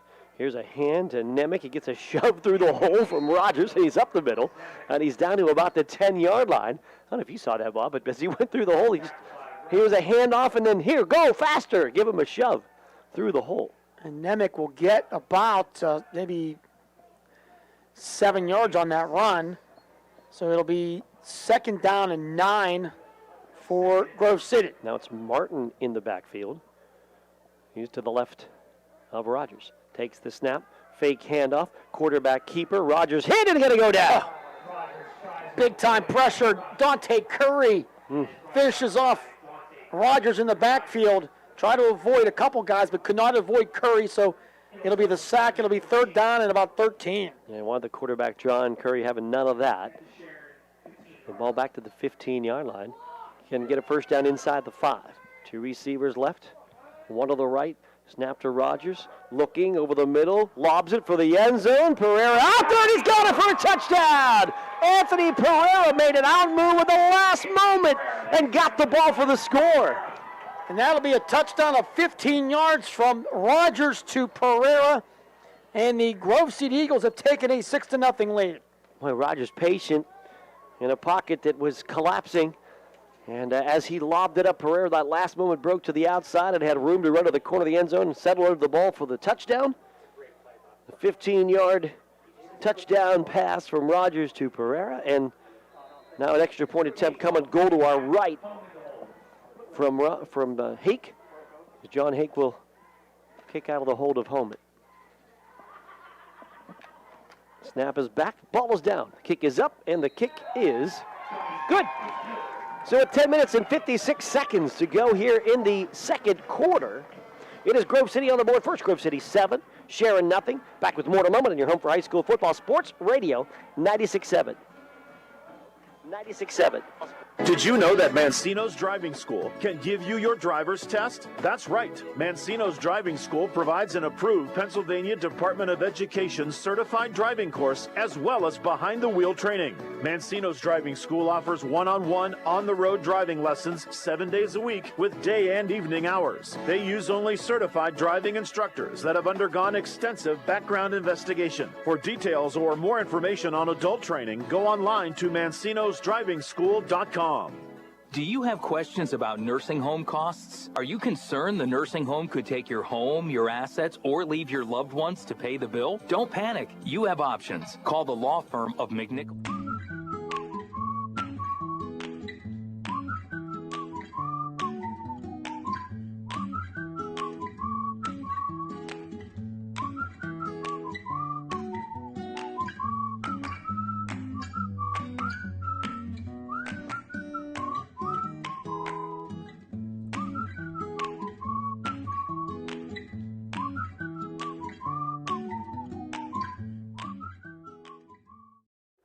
All right, that Grove City drive, 13 plays, 85 yards, took 4:45, and it's a 15-yard touchdown. Anthony Pereira from Zach Rogers. John Hake point after, and Grove City on the board, leading at 7-0. Mark Slazak with Bob Greenberg, Andy Ryder back at the studio. End of one, Middlesex 7, Mercer nothing. End of one, Sharpsville 7, Wilmington nothing. And it's 7-0 right here, Grove City over Sharon. Hake to kick it deep to Richardson at the 20 on the run, 25. 30 and 35 and out of bounds. We'll mark him at about the 36. So 36-yard line, and that's where Sharon back over. Bob, that last drive, not their first, but the last drive by Sharon, they get all the way down to the 15-yard line, don't get points again. Grove City comes back with that answer, 85-yard touchdown drive, and that has been the Sharon season all year. Running plays, moving the ball, but just having a tough time in the red zone getting points. And even you look at it from the perspective of Sharon got a big break because Grove City had a touchdown call back as well. And just a couple things have always happened, it seems like, in these Sharon games. And give credit to Grove City. It's a huge 85-yard drive. And Zach Rogers with a couple of 3 big passes to Anthony Pereira. 58 yards on that drive were the key plays. And Salzgiver with a wing tee set. Richardson in motion. Handoff fullback Norris, right side. And Norris will push up the field. Dive across the 36-yard line out to about the 38. Norris's first carry of the game. Call it second down. And hey, we saw, when we saw Sharon host to Grove City, we kind of saw the first look at the wing tee for us on this season. And they had played it a bit before that, but we saw a pretty good game by the fullback Norris early on, at least. Second down and 8. Phillips is wide left. Richardson is the wing on the left side. Robinson the wing on the right. Norris the fullback. Richardson in motion. Give it to him. Richardson up the middle. Tripped up and now breaks that tackle far side. He gets the corner and he's outside the 45. And he's got a first down on the far side as he'll run it out of bounds for the Sharon first down. And he was out at the 47. So get about 9 there. Now we'll put it down at the 47-yard line. Could have been maybe a horse collar there at the end of that play, but no flag. Either way, it's a first down for the Tigers. First and 10. Sharon moving right to left. 10:04 to go first half. And a handoff. Oh, no, that was Salzgiver. Actually, he slipped. He tried to give it to Norris, slipped and fell, and he is down in the backfield. He's going to lose yardage on the play. That was an odd-looking set. I think he tripped up with his running back, got caught in the feet of Norris, and he's back to the 43-yard line and a loss on the play. Check out the replay on this, if we can get it, on our YouTube broadcast. Oh, he tripped on one of the linemen. Yes. One of the linemen stepped on his foot and went down. Grove City Boosters YouTube, we can take a peek on that. We're working again with them on the Grove City game, so nice to be aboard. Motion on the play, handoff fullback Norris, banging through 45, 50, and it is Sharon to Grove City territory at the 48-yard line. 9 yards there for Norris, rumbling and bumbling that time. And he had that ball wrapped up. And now it'll be third down and call it 5 here, almost a short 5 for Sharon at the Grove City 48. We're down to under 9 minutes to go first half. Grove City leads 7-0. Call about 3rd and 5. Hubbis back into the lineup defensively, replacing Martin in the middle of that Grove City defense. Phillips is out wide to the left. Wing T set. Richardson in motion. Hand to the fullback Norris. He's got a first down and more to the 40, to the 35, and out of bounds. First down, Sharon. 13 yards there for LeBray Norris. And that was Rogers who made the potential touchdown saving tackle. And back-to-back solid runs for Norris and another first down for Sharon. Thomas Rogers, Jacob Blair coming into the defensive lineup for Grove City. A couple of good runs by Norris. First and 10, Sharon down 7, moving right to left. And there's movement up front, and that might be an offside on Grove City. I think it is. Yes, it will be. Third flag of the game against the Eagles. Sharon has not been whistled yet. Max Myford. Check back in, as will Martin. First down and 5. Grove City scored on their last drive. Lead at 7-0 here on senior night in Grove City. Chilly out tonight. Going to be, I think, the coldest night of the at least for the last few months. Up on the hillside, there's a couple of bonfires going. People, at least for a while, watching the game on the hillside. Here's a handoff up the middle and a big hit as it went to Norris. But Martin is in there and others to give him a whack. And it's a 2nd down and 5 and no gain on the play. Yeah, Howard there as well. They're going to give him 1. They're going to give him a generous spot to give him 1 yard. But yeah, big hit. So now 2nd down for Sharon at the, call it 2nd and 4 here. We go Phillips out wide to the right. Norris, the fullback. You got Rode, the tight end on the left side. We saw him sneak out and make a couple nice catches from that tight end spot last week against Hickory. Here's a handoff up the middle. Norris making his way through. Norris breaks a tackle at the 25 and slides near the first down marker. I think that second effort, he's going to have it. He's inside the 25. That'll move the chains. And a first down, Sharon. Yeah, LeBray Norris, who is making his presence known here. Number 22, 5'9", 182. He's only a sophomore. He came in with 114 yards and 3.9 per carry, but having a good series right here. But this is what Sharon has done all year, though, Mark. They have moved the ball, and they're moving it again here. Phillips to the left. Wing T set. Motion Robertson. And Salzgiver back to pass. Fires left side into flat. It's caught at the 20-yard line to the 15 and down to the 10-yard line on the swing pass to LeBron Wilder. And Wilder going to pick up another Sharon first down. Now inside the McCandless, Ford, Mercer, and Meadville red zone. Yeah, it'll be a pickup of about 13 yards for Wilder. And now the Tigers 1st and 10 at the Grove City 11. Yeah, Wilder, a freshman. Seeing some time at the wing spot. He's at the right wing for Robinson now. Got Phillips out wide to the right. Salzgiver with motion behind him. He's going to pitch it to Richardson. Cut back, and Richardson in trouble, and he's going to get hit, and he's going to go down on the play. Nowhere to go that time for Tyville Richardson. And Howard, among others, in the middle of that. Let's see where they marked that. Side judge here on the near side has him at the 11-yard line. So they didn't lose anything. So a no gain on the play. And this would be Sharon's 2nd consecutive 10-play drive. As we are down under 6 minutes to go here in this first half. Rapidly moving first half. Sharon looking to the sideline. Getting the play call. 5:37 running clock. Last week, both of our games didn't start the second half till 8:45. 2nd down, about 10. Split backs, and we got a whistle. Delay a game. Oh, my. It is a delay, so they just didn't get the snap off in time. The back judge under the goalpost there in front of the Grove City band throws the flag. Jason McElwain doesn't like it at all. But that's a big flag against Sharon. Wow, that 2nd and 10 is now going to be a 2nd and 15, but... And realistically, with the new rules and the official indicating the kind of the countdown clock, you could see what's going on, and you either got to snap it or call timeout. So they'll bring Robinson back into the wing on the right side. It's now 2nd and 15, back to about the 16-yard line. Sharon moving right to left, right into that Grove City band in their background. Salzgiver going to drop back into a shotgun set, now go back under center.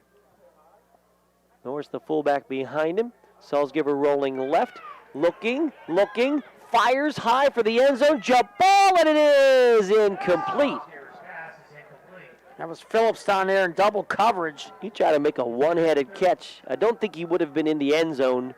I think he had been forced out of that left side, but almost made a spectacular catch, and it is now 3rd down and 15. Yeah, they had Phillips, but there was, as you said, a couple defenders down there try to go one-handed, OBJ style, I guess. Yeah. And but you think you're right. I don't think he would have been inbounds even if he makes that catch. Samir Wade now a wide out right. Wide out to the left is Phillips. You got Rowe tight on the right side. You got Salzgiver in the shotgun with a wing left in Richardson. It is 3rd down and 15. Snap to Salzgiver. Looking.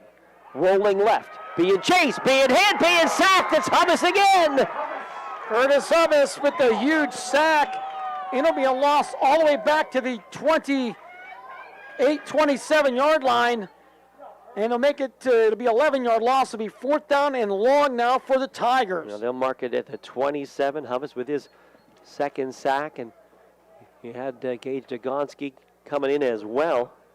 And now a 4th down. And that, you may have thought without a sack there, maybe you kick a field goal even if you wanted to at least try one. Now they're too far for that. So now you got to go for it. The first down markers down about the 4-yard line. And that delay of game was a killer play for Sharon. Wing T set. Snap to Salzgiver.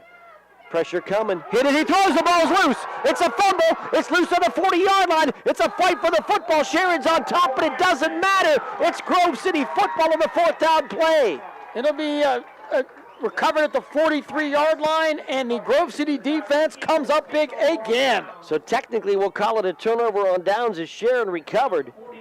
But the big hit and the sack. I think Zach Martin was the one to put the hit on him. It was one of those empty,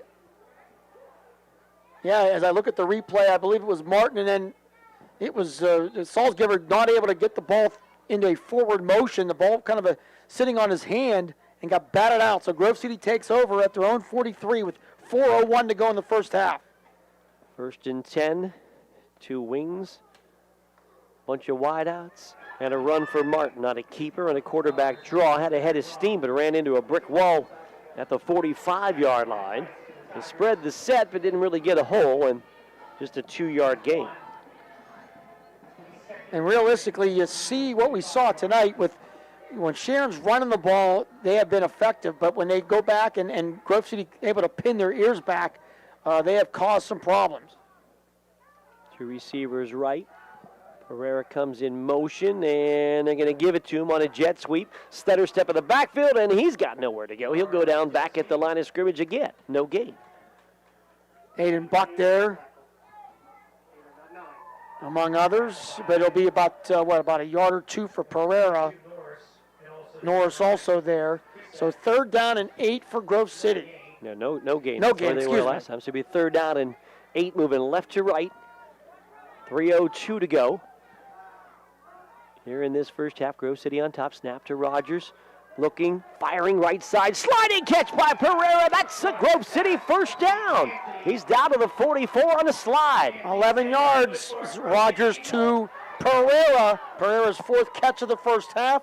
And a big first down for the Grove City Eagles. A couple of juniors making some big plays. 2 receivers to the right, including Pereira in the slot. Here's a handoff. This time it's Hummus. He's got a hole over the left side. Open, short run as the hole closed quickly. Sharon to make the play, and about a 3-yard pickup on that far side, clock down to 2:34. Yeah, Pereira, he is liking playing the Sharon Tigers as a receiver, that's for sure.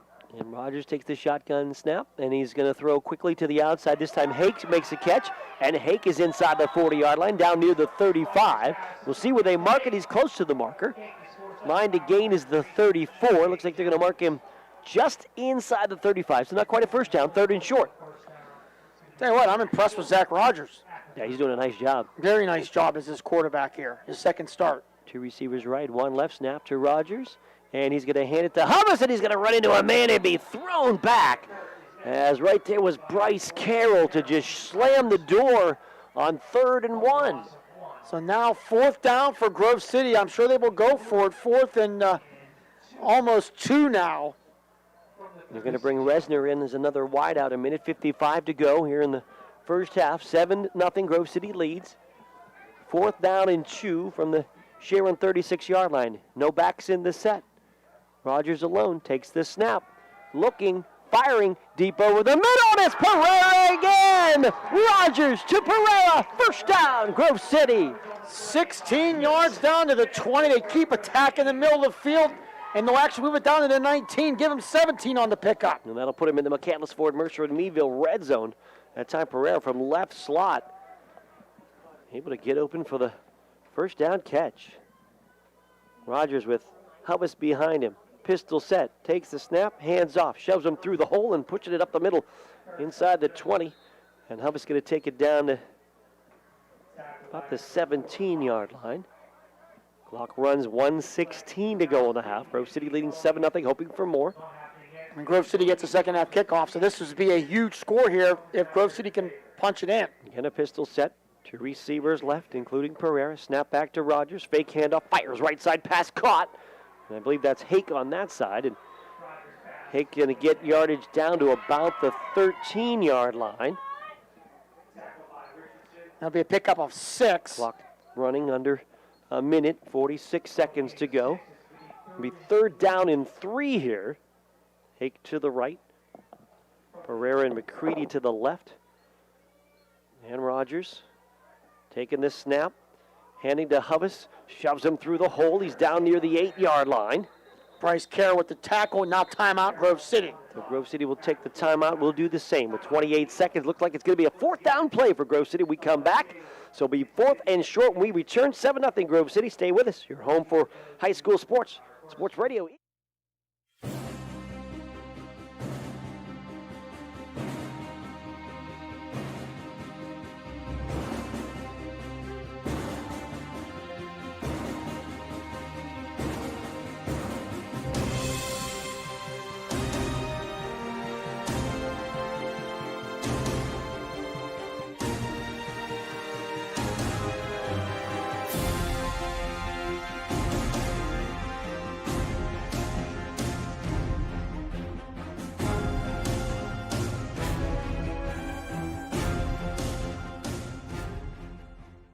Construction companies since 1958. Back here, Mark Slazak, Bob Greenberg in Grove City, looking at a 4th down and a yard. Moving left to right. They're down to just about the 10-yard line. Trying to add to a 7-0 lead, and they're going to leave the offense out there here on 4th down. Hake's out there, but as a wideout, not as a kicker. And Sharon's already made some big stops here up the middle running. Let's see what Sam Mowry dials up here on 4th and a yard. 2 receivers left, 1 to the right. It's a pistol set for Zach Rogers. Takes the snap, fakes a handoff, fires to Hake, and it's incomplete. Tried to make a diving catch. And incomplete, and that'll give the ball back to the Sharon Tigers. Turnover on downs at the 10 for Grove City. Boy, they went for all the money marbles and chalk on that play. Saw just a quick little mini post, but not able to connect. And that ended 6 consecutive completions for Zach Rogers. So now Sharon will get the ball back with 24 seconds to go at their own 10-yard line. Yeah, Grove City are trying to tack on to a 7-0 lead. Knew they were going to be getting the ball to start the second half, so went for it on 4th down, but just missing on that completion. So Sharon, looks like they're just going to take a knee, and they will. So Sharon will take a knee, and I don't think they'll need to run another play by the time the officiating crew, led by Joe Lombardi, puts the ball down. They'll set now, and no need, I do not believe, to run another play. Sharon has the offense still out there, so we'll make sure the coaching staff is walking off, so they won't run another one. We'll call it a half. We are at the half with the score. Grove City 7 and Sharon 0. We'll take our halftime break. We'll be back with numbers from the first half. We'll have comments from the first half, and we'll have the Lock, Stock, and Barrel halftime scoreboard report as well. Stay with us at the half. Grove City 7, Sharon 0. Your home for high school football. Sports Radio 96.7.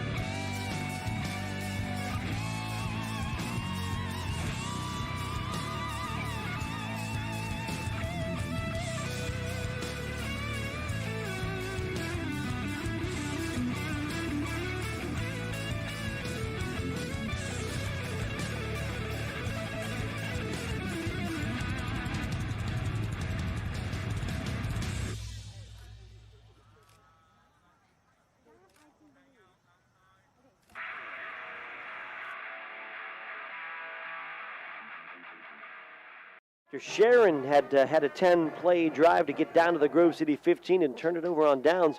Grove City answered with an 85-yard drive on 13 plays. It capped with a touchdown pass. Zach Rogers to Anthony Pereira, 15 yards. John Hake point after, and that was it.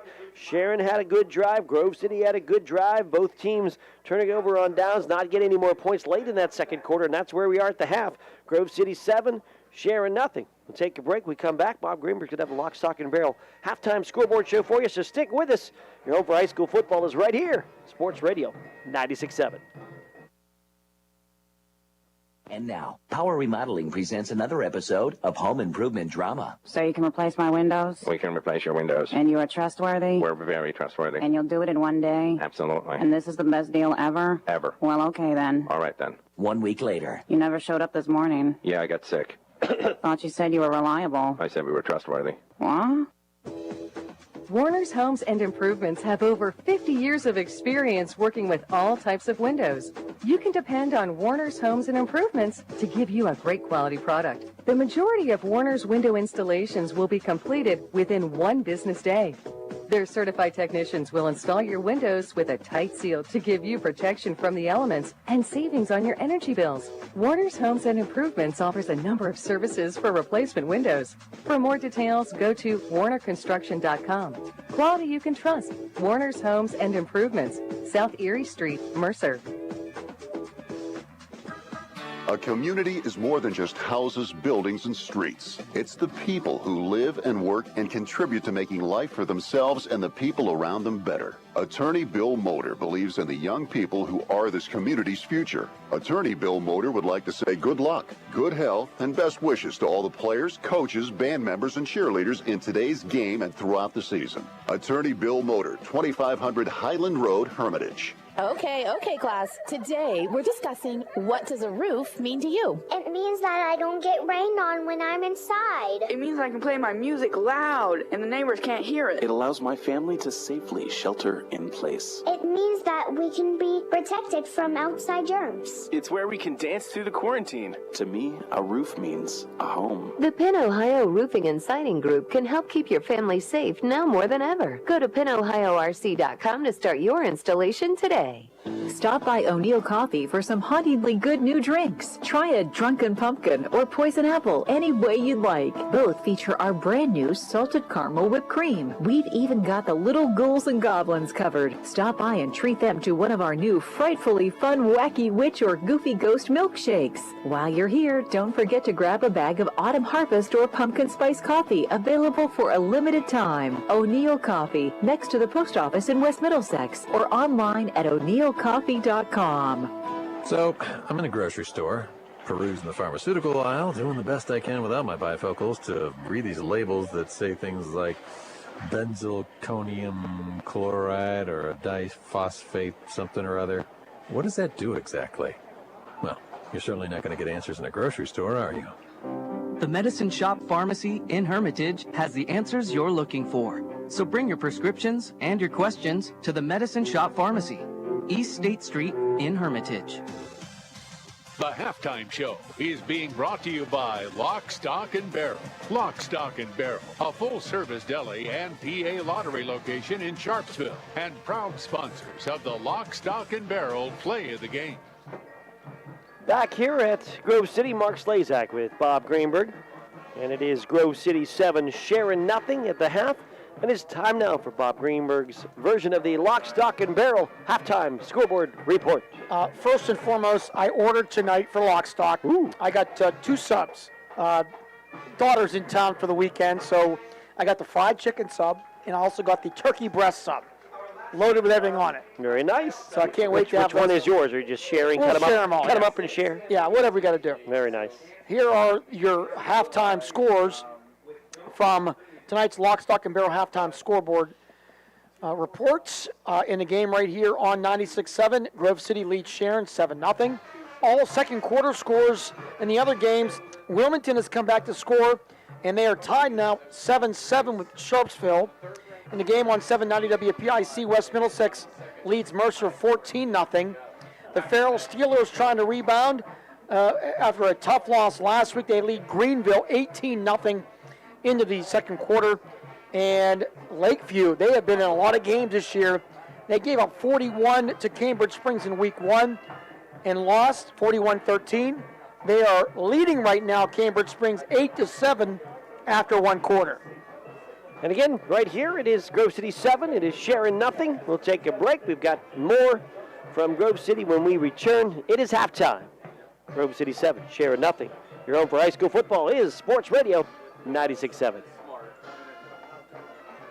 Sports injuries slow you down, but the team at Sharon Regional Sports Medicine is dedicated to getting you safely back on the move. Their nationally board and state certified athletic trainers and specially trained PTs and OTs are there to meet your needs. From ACL tears to rotator cuff injuries, shoulder, arm, or ankle pain, and more, the team works closely with you to reduce pain, speed healing, and prevent re-injury. Visit Sharon Regional Sports Medicine, conveniently located in Hermitage, Mercer, and Hubbard, Ohio. Procrastination is postponing a task that needs to be done now. Longer investment terms may create more opportunities for compounded return growth. Leaving the market through challenging times to return when the market is going back up can be a lost opportunity as well. Please call Dave Cashdollar or Tim Cashdollar to review how investing long-term can work for you at 724-458-5233 or stop by 115 Erie Street, Grove City, Pennsylvania, 16127. Registered representatives offering securities through Cetera Advisor Networks, LLC, member FINRA SIPC. Dave Cashdollar also offers advisory services through Cetera Advisor Networks, LLC, a registered investment advisor. Cashdollar and Associates, LLC is not a subsidiary nor controlled by Cetera Advisor Networks. Don't be scared. Time for Taylor. Come out of the shadows and feast your eyes. Lease the all-new 2021 K5 LXS and pay only $209 a month for 36 months with zero due at signing. $209 a month and zero due at signing. This is no trick. It's your treat. Are you frightened to buy a car? Do you have a job? Our thrilling credit team can give you up to $7,000 over KBB fair value towards the purchase of any select 2020 Sorento in stock. A spine-chilling $7,000! That's better than a vampire who lives on a dead-end street. It's time for Taylor and devilish deals at Taylor Kia of Boardman and Hermitage. Approved credit, 10K annual miles plus tax, title, security deposit, and fees. Zero due at signing. 7K trade-in offer valid on select 2020 Sorento. Based on stock number K21122. Expires 10/31/20.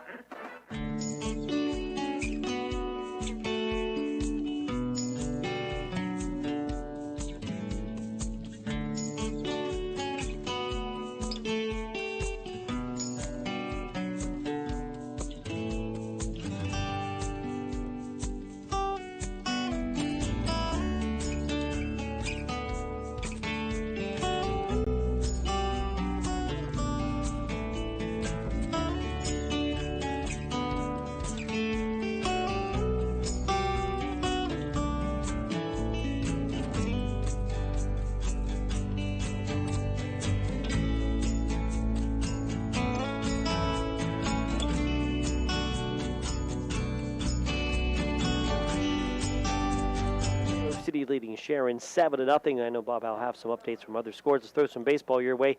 The Astros leading the Rays 3-1 in the American League Championship Series. Trying to come back. It was a 3-0 deficit. The Rays had the 3-game lead, and now Astros trying to chip back. It's top of Mercer County Career Center. Great careers start here.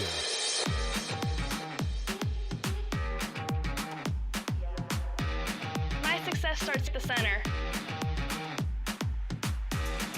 My future's looking good.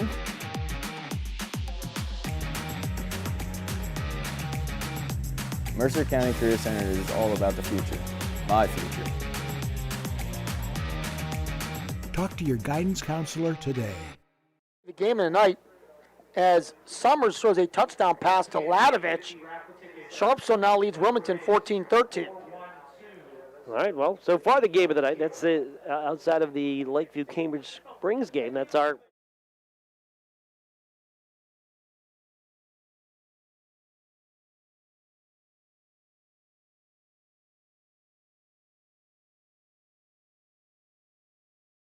About that game.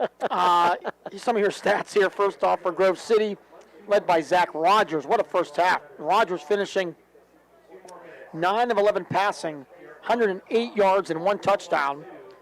Anthony Pereira, the main receiver, 5 catches, 86 yards and a touchdown. Hake had 2 catches for 14 yards. Also, McCready had a catch for 1 yard. He also had a 30-yard catch and run called back for a penalty. And Zach Martin has a catch for 5 yards. Hubbas, 12 carries, 41 yards rushing. Hubbas also had 2 sacks. Grove City flagged 3 times for 20 yards. And overall, Grove City, 29 plays, 173 yards of offense. For Sharon, they're led by Salzgiver, 4 of 8 passing for 50 yards. Phillips had 3 catches for 37 yards to lead the way for Sharon. Water had a catch for 13 yards. Norris, 5 rushes for 30 yards, leading the Tigers' ground game. Curry, a sack for Sharon. Sharon overall, 26 plays, 73 yards at halftime. All righty, we'll take the break here at the half. Back with the third quarter when we return. Grove City 7, Sharon nothing.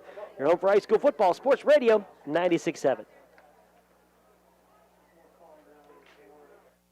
Deal on select Kubota subcompact and compact tractors. Our reliable #1 selling tractors are designed for easy operation and feature all the performance-matched attachments needed to tackle any job. Right now, thought you already zero did that. down That was at my 0% fault. I thought we had that APR one for extra 84 one. months and I save knew we up had to time. I thought $1,700 plus no payments for 90 days. Now through December 31st. See us or go to KubotaUSA.com for full disclaimer. Test drive a Kubota today at M&R Power Equipment on Route 18 in Hermitage or on Route 68 in Butler. The third quarter is brought to you by Medicine Shop Pharmacy. The Medicine Shop Pharmacy, caring beyond prescription.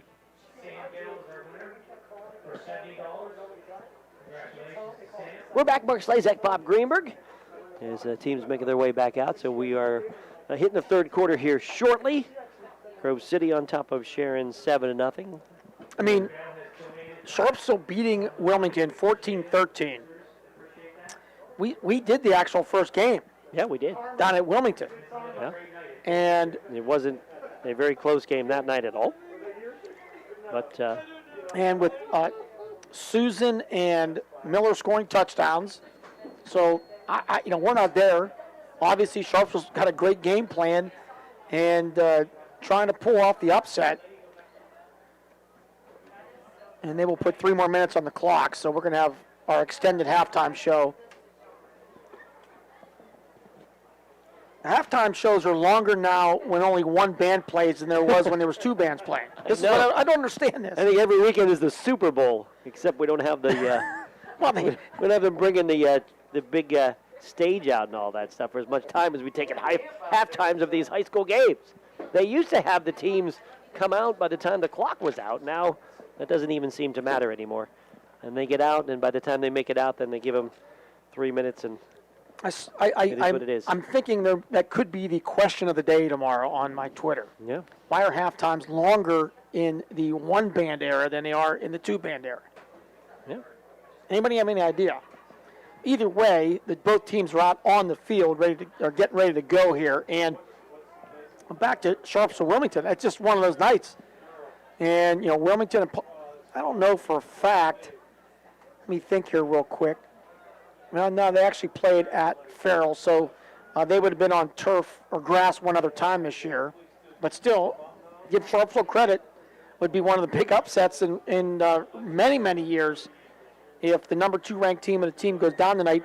And just to be clear, they've already clinched the region title. Yeah. So even if Wilmington loses, it has no impact on anything dealing with the playoffs. No, because they already beaten Farrell twice. And everybody else has losses in there to Farrell as well. So would not change any standings if Wilmington would lose. But we'll see what happens. It's tough to speculate. We're not there. We'll take another break.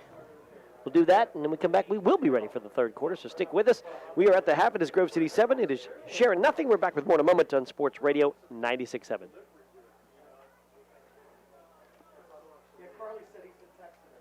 Let's Let's meet today's starting lineup for Lock, Stock, and Barrel. Number 6, it's the Meatball Sub. Number 8, it's the Tuna. Also starting for Lock, Stock, and Barrel, Philly Cheesesteak. Number 36 is a fan favorite. It's the Fried Chicken Breast Sub. And finally, the one and only number 22 at 15 inches and over 2 pounds of meat and cheese, the Italian Nightmare. Lock, Stock, and Barrel is also a full-service deli and a PA lottery location as well. It's Lock, Stock, and Barrel, Sharpsville Plaza in Sharpsville. Open Monday through Saturday from 7 till 7.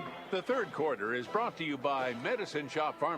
The Medicine Shop Pharmacy, caring beyond prescription. All right, Grove City going to get the football to start the second half of action. Black uniforms. We've got the gold numbers, gold trim. And the Sharon Tigers get set to kick it off as we'll see Octor for the first time, Jake Octor. And he's got the white helmet, white jersey, orange pants, black numbers for the Tigers. First matchup between these two teams, Grove City led 21-10 at halftime. And it's 7-0 here tonight at halftime. So Octor set to get it going here. Nemec, Pereira are the deepest of the returners. So the right-footed Octor. That's the signal for the official, and we are good to go. Second half underway. Octor, shorter kickoff grab by Hubbis at the 25-yard line of the 30 to the 35 and pushes the pile out near the 38-yard line. Grove City 1st and 10. We'll mark it at the 39. Grove City offense. I've got it for you right here. Grove City offense is Zach Rogers, the quarterback. Curtis Hubbis and Anthony Nemec will see time at the backs. Zach Martin at tight end. Hayden McCready, Anthony Pereira, and John Hake, the wideouts. Nate Wadsworth at tackle. Jacob Blair, Gage Dagonski, Matt Myford, and Matt Howard, the rest of the offensive line. And Rogers with a hard count in the pistol set. And now they'll look to the sideline for the play call. McCready is wide to the left with Hake to the right side, Pereira the slot to the right side. Rogers takes the snap, and he'll hand to Hubbis, and Hubbis going to get hit and ripped down rudely. Ball came out after he was hit, but that ball was down. As quickly in to make a play was Andrew Price, who came in and just threw Hubbis to the ground. A loss of a few on the play, and it'll be second down. Wilmington has kicked a field goal at the end of the half there, so Wilmington leads Sharpsville 16-14 at half. Resner will come in as an extra wideout. He'll be on that left side with McCready. Well, now second down and 13 as Grove City moves right to left in this third quarter. Rogers with an empty set. Two receivers on that right side. Rogers takes a snap, and it's a quarterback draw, and he's got to hold up the middle to the 40, to the 45, to the 50, to the 40, still running 30. He's still on his feet, to the 25, to the 20, a stiff arm inside the 15 and out of bounds. What a big run and a quarterback draw. A flag comes in after the play as well. It's a first down, Grove City. Huge run by Zach Rogers, and they mark it out at the 12 to be a pickup of 48 yards on the run, and then there's a late flag. Not sure what the flag is all about. Might have a hit out of bounds. We'll see what it is on this far sideline.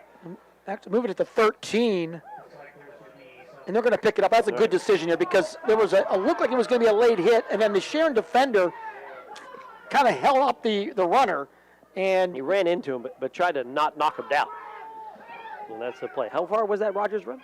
I gave him 47 yards. 47 yards for Rogers, easily his longest run of the night.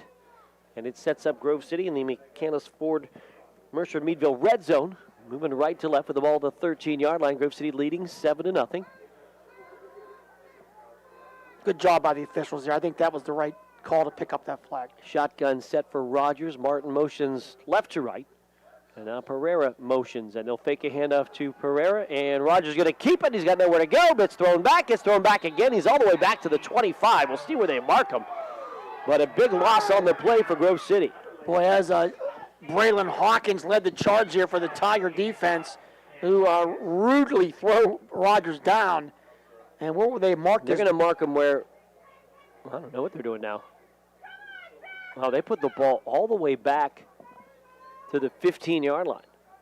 So it'd be just a 2-yard loss in the play. That was a generous spot there. 2nd and 12 now for Grove City. Rogers in the shotgun, takes the snap, back to pass, looking, running left, and fires his short pass. It's incomplete. He's running left and tried to get it to his back out of the backfield. It was Nemec, but bounced it at his feet. It's incomplete. And after he threw that pass, he got knocked to the ground by Aiden Buck. But no flag. It'll be 3rd down now and 12 for Grove City. Defense for the Tigers. Aiden Buck, Dante Curry, the ends. Andrew Price, Tommy Dawson, the tackles. Hawkins, Kriesick, Norris, and Rowe, the linebackers. Smith, Phillips, and Jones are your defensive backs. 3rd down and a timeout going to be taken by Sharon. So a Sharon timeout. We'll take a break on that with 10:21 to go 3rd quarter. 7-0 Grove City with a lead, but knocking on the door. Back for more in a moment. Your home for high school football is Sports Radio 96.7. Sharon. Joe Flynn with Flynn's Tire. We know how valuable your time is, so we've made it fast, easy, and affordable to buy tires. There's 3 easy ways to purchase tires from Flynn. First, just drive in, because Flynn's will get you in right now. No appointment necessary. The second option, give us a call, and we'll help you select and reserve the perfect tire for you. The third option, save time and buy online at flynnstire.com. It's that easy. Just drive in, and Flynn's will get you in right now. And tell them Vinny sent you. The 3rd quarter is brought to you by Medicine Shop Pharmacy. The Medicine Shop Pharmacy, caring beyond prescriptions. All right, we're back here to Grove City, Forker Field. Mark Slazak with Bob Greenberg, and 10:21 to go in the 3rd quarter. Grove City with a 7-0 lead, and on the strength of a Zach Rogers 47-yard run, they've gotten themselves down to the 15-yard line, but pushed back on a loss on a run, and now it's 3rd down at about 12 for Grove City. Moving to right to left. And with a pretty good kicker, you would think Sam Mowry would consider a field goal here if they don't get any significant yardage on this 3rd down play. 4 receivers in the set as Resner comes in.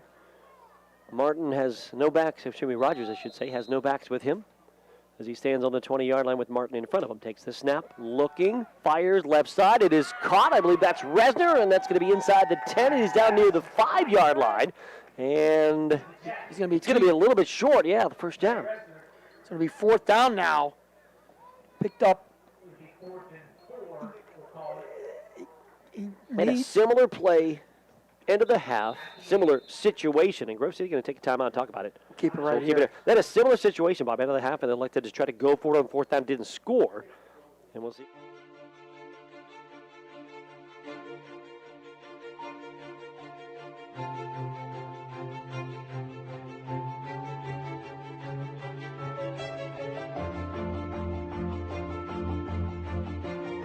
And so Sam Mowry calls a timeout to talk it over.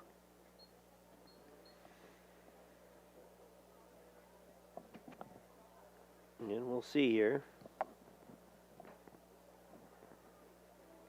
Make a good kicker, but has not made a field goal this year. 1 blocked last week and 1 miss. But he's done very well on the extra points, so. How many times you get to see 1, 2, 3 bonfires? I know.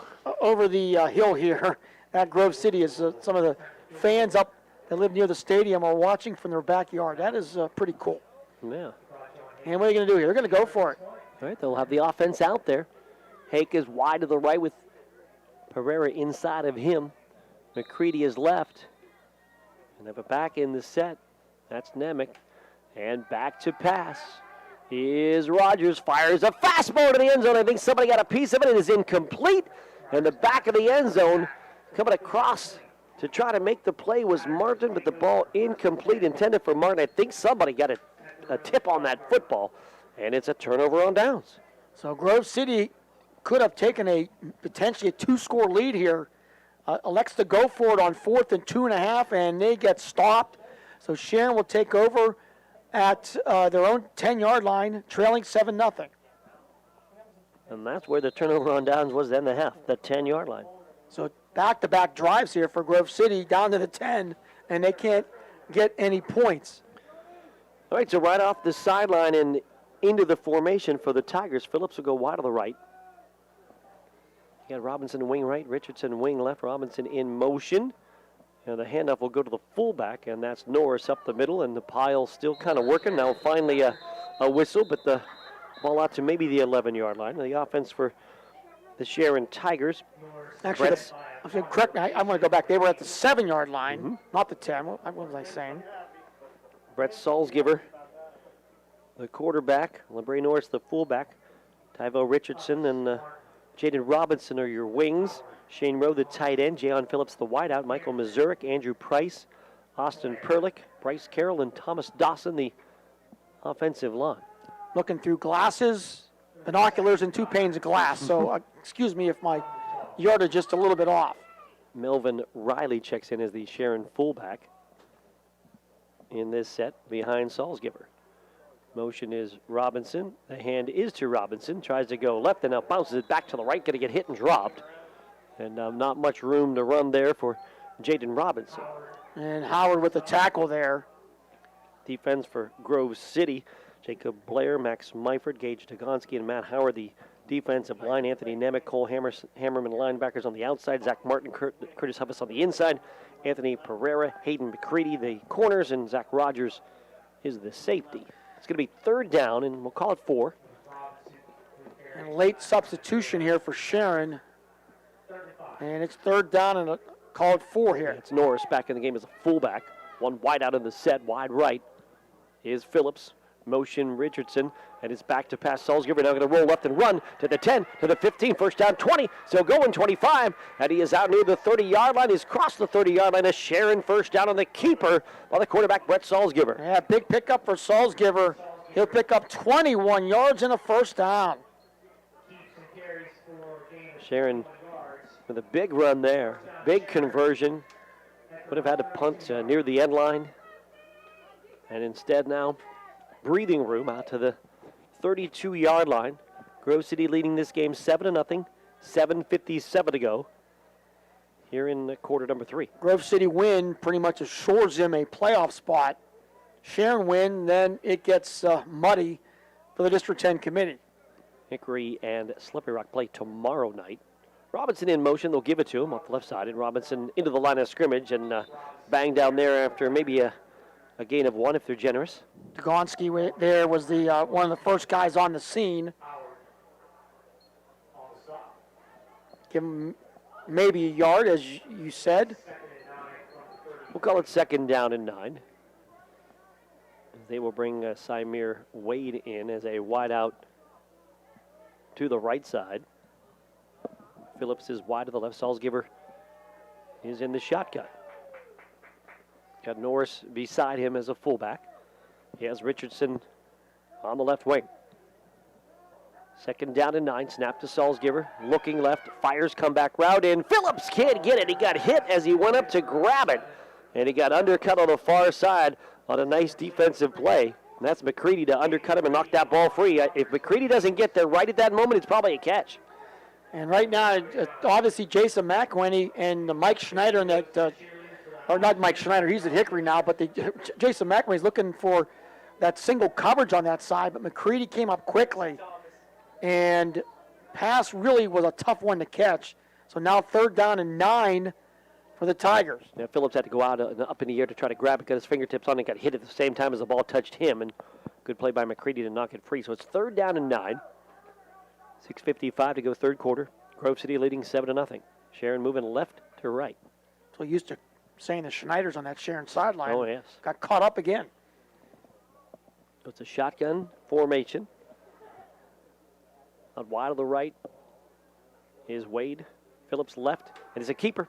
Here's Salzgiver. He's got a hole, and he's fighting forward. He's going to be near a first down. We'll see where they mark it as he crossed the 40-yard line. It's out near the 42. Needs about the 43. Boy, he's going to be, looks like he's going to be about a yard short. Sharon did not like the spot. They mark it down to the 41. They need like the 42 and a half. They put the ball down to the 41. 4th down. I think Sharon's going to go for it here. 4th and a yard from their own 41. This is a big play here. Grove City went for it on 4th down on their last series and did not pick up the first down. Back to their last 2 series, Grove City went for it on 4th and goal and did not score. So it's 4th and 1 here. Ball's at the 41. They need about the 42 and almost the 42 and a couple inches. They'll bring Robinson back in. He'll be a wing on the right side. Phillips, the lone receiver, is wide left. Richardson, a wing on the left side. Salzgiver under center. He's had a couple big runs on this drive. He's going to pitch it to Robinson. Robinson turns the corner. He's got a first down and more. He's out to midfield. He's into Grove City territory before he is run out of bounds on the far side. It is a Sharon first down. 11 yards here for Robinson. Just a pitch left there. Student body left. And some big blocks up front by that big offensive line. And now Sharon into Grove City territory down to their 48. Sharon opened the game with a 10-play drive. Got down to the Grove City 15-yard line before they turned it over on downs. It had been their best drive of the game. They had one other good drive late in the first half, but then a penalty and a big loss set them back. Here's a handoff to the fullback. It's Norris up the middle. He's inside the 45 and pounding down to about the 42-yard line. 6 more yards here for Norris. And Sharon Tigers getting close to another double-digit drive here. This is play number 9. Second down, we'll call it about 4. Phillips is wide to the left in the set. Clock down to 5:41, third quarter. Grove City leading 7-0. Sharon on the move. We'll check the wristbands. Richardson wing left, Robinson wing right. Norris the fullback, Salzgiver the quarterback. Motion behind him. Fake handoff, Salzgiver with the keeper, and he runs right into the thickness of the defensive line there. Get a short gain, as he does able to squeeze through at the last moment, and he'll be close to a first down at the 39-yard line. Not sure if that was a broken play or not. I think that was the play. Well, it worked. Got 4 yards, needed 5, but it'll be 3rd and 1 now for the Sharon Tigers. Yeah, the reason I think it was the set play is there was absolutely no hesitation by Salzgiver. He turned and then just took it upfield. So I'm not going to question If it wasn't, I would never question you. Here's a handoff up the middle. Here's Norris. Right after I question you. Right in the middle, Norris for a first down. Without a question, a first down for Norris. And he'll pick up about 8 on the play. Mark him at like the 32-yard line.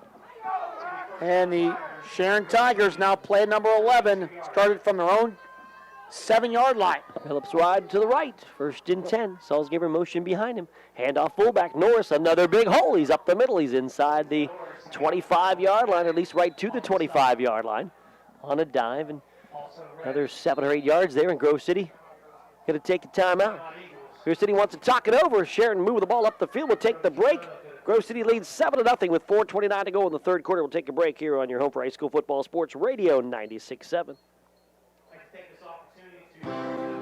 Whenever there's a project to make our community a better place to live, you'll always find our local merchants right there, doing all they can to help. From sponsoring the kids' ball teams to serving barbecue at a community picnic, they're always there.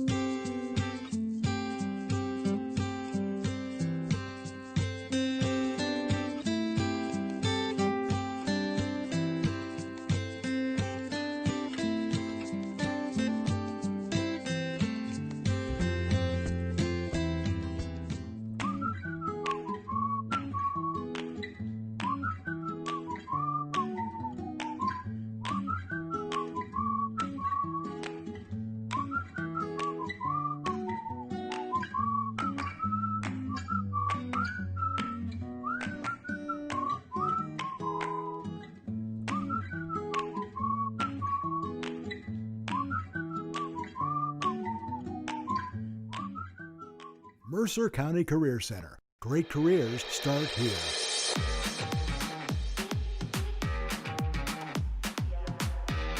My success starts at the center. My future's looking good.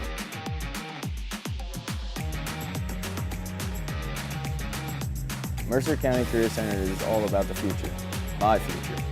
Yards to the left. Robinson in motion. They'll pitch it to him, trying to sweep left side, and he's run out of bounds. He's short of the first down. Yeah, yes. Nemec there had a great first step. That's a play that worked for 11 yards on a 3rd and short earlier. Actually, 4th and short earlier. Worked for 11 this time. Didn't get anything. May have lost a little bit. It's going to be 3rd down on the play. Lost a yard. 3rd down and 4. You need to get to about the just inside the 18, and they're at check that at the 20. They need to get to 22. Need about 4 yards here. Rowe's going to be 10 on the right side. Outside of him is Robinson, the wing right. And the wing tee set. Richardson to the left. Norris the fullback. Phillips wide left. Motion behind Salzgiver. Hands to Richardson. He's up the middle. He's got a big hole. He's got a first down as he's down near the 20-yard line, just short of the 20 with a Sharon first down, but there is a flag. And that's going to be a huge flag against the Sharon Tigers. Jason McElwain does not like that call. Carroll and Price, big blocks, but apparently somebody got a hand on somebody, and that will negate a huge, huge first down. It was in with that last Sharon drive, which was productive, got thwarted by a penalty and a sack, and now we're going backwards on this one. Is this going to move them back? All the way back to the 35-yard line. And now it's 3rd and about 13 here. Wade's going to come in as an extra wide out. He'll split out wide right as Robinson comes out. Phillips is wide to the left. Rowe is tight on the right side. 3rd down and about 13 here. Saul's given a shotgun. Takes the snap. Back to pass. Fires left side. Pass is incomplete. Intended for an outcutting Phillips at about the 25-yard line, but ball overthrown. And now it's 4th down. Even if he catches that, he would have been short of the sticks. And 14th play of the drive now for the Sharon Tigers. And obviously, when they are in short or middle yard situations, this running game is much more effective. But 3rd and 4th and long is not their strong point. LeBron Wilder comes in as a wing to the right side. One wide out in the set. Wide left is Phillips.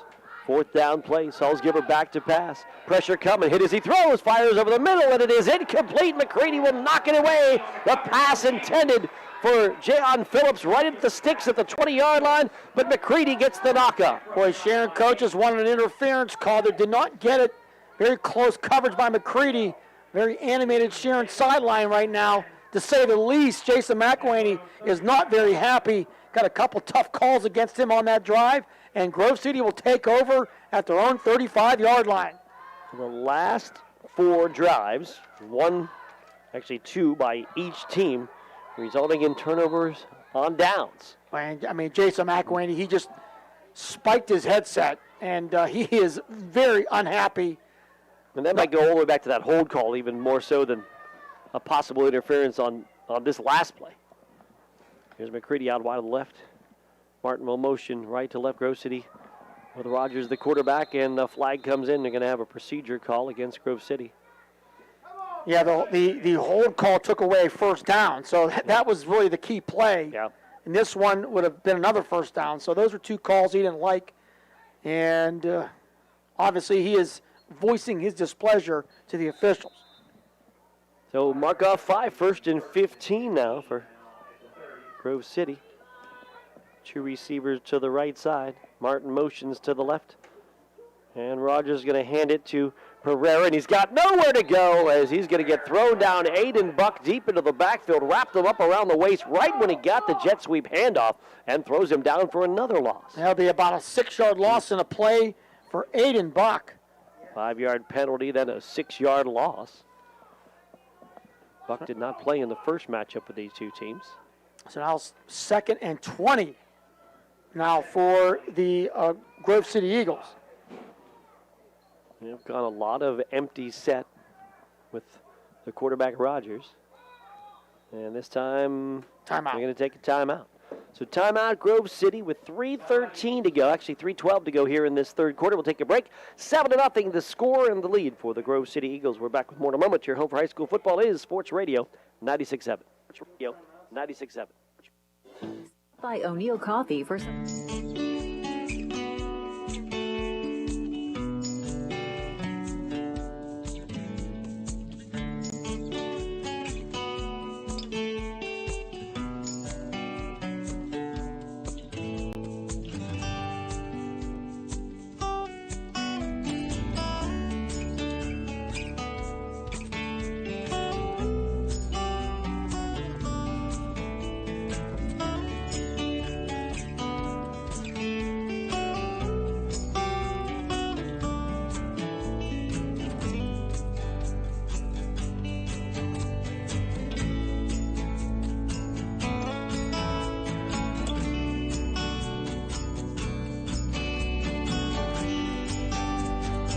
third quarter. Yeah, that's and got a newer quarterback in there, and this is a couple big plays coming up potentially.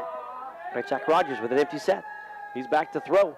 He's looking. He's firing. It's deep over the middle. Leaping Wesner cannot make the catch at about the 45-yard line. And it's going to be now third down. And 20. Rogers needed Pereira, the 6'4" receiver, on that one. Rogers, Resner at 5'8", not the target size that Pereira was or is. So now third down and 20 for Grove City. Sharon and Grove City in a battle tonight. Grove City leads 7-0, 3:08 to go, third quarter. Two receivers left, two to the right. 3:08 to go here, third quarter. Grove City with the football on third down and 20.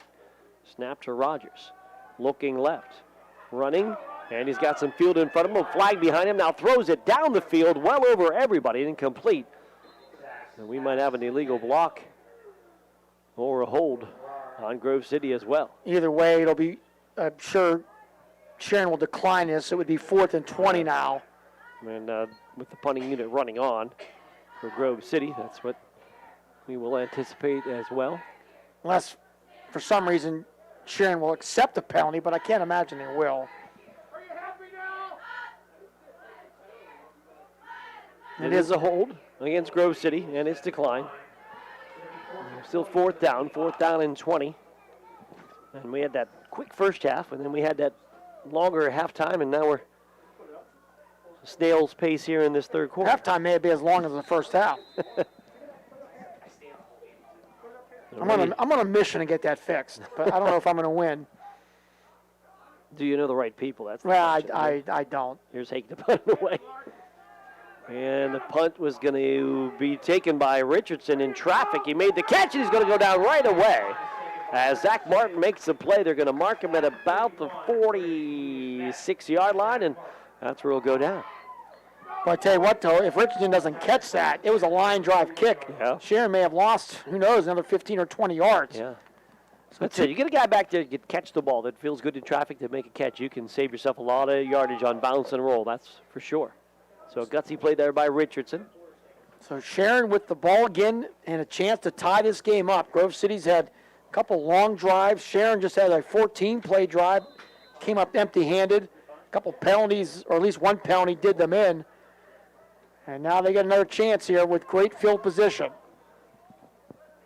All right, so Salzgiver with three receivers bunched left, looks and fires, and Phillips going to catch it and get hit and go down. McCready answered a play that worked earlier in the football game. This time he is there to knock down Phillips for a loss of the play. Yeah, and Phillips just had no chance. McCready read that perfectly, and it will be a 6-yard loss on the play. It's a play they used earlier, bunch receivers to the left, and Phillips dropping back for a little wide receiver screen, and then losing big yardage on the play. He's second and about, 16 here. Just no chance at all. I mean, nope. Phillips caught it and then went quickly down. Wide right is Wade, Phillips wide left. Snap to Salzgiver. Pressure coming, and he's going to get hit, and he got away for a moment, then threw the ball as he was going down. Now, did they call him down or not? And I'm not sure what the call is. Incomplete. Incomplete is now the call. Okay, because it was close as they had Salzgiver wrapped up, and then as he was going down, he threw it up the field. Incomplete. Officials still talking a bit about it, but incomplete the call. Is there another flag? Oh, there might be. Yep, right here in front of the Grove City bench. So in addition to all of that, a flag on the play.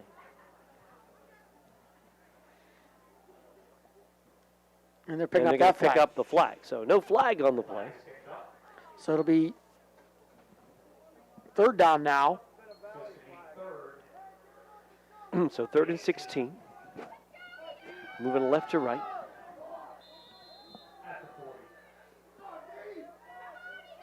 Row is tight on the right side. Wade is wide right. Phillips wide left. Richardson wing left. Norris back in the fullback. He's beside Salzgiver. And Salzgiver back to pass. And he fires. Deep left side. Intended for Phillips. In traffic. It's incomplete. And a flag comes in. It's going to be a Grove City interference call.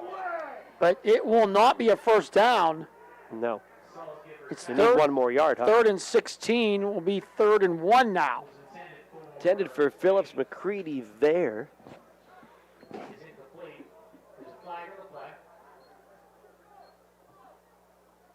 Be the 5th flag against Grove City.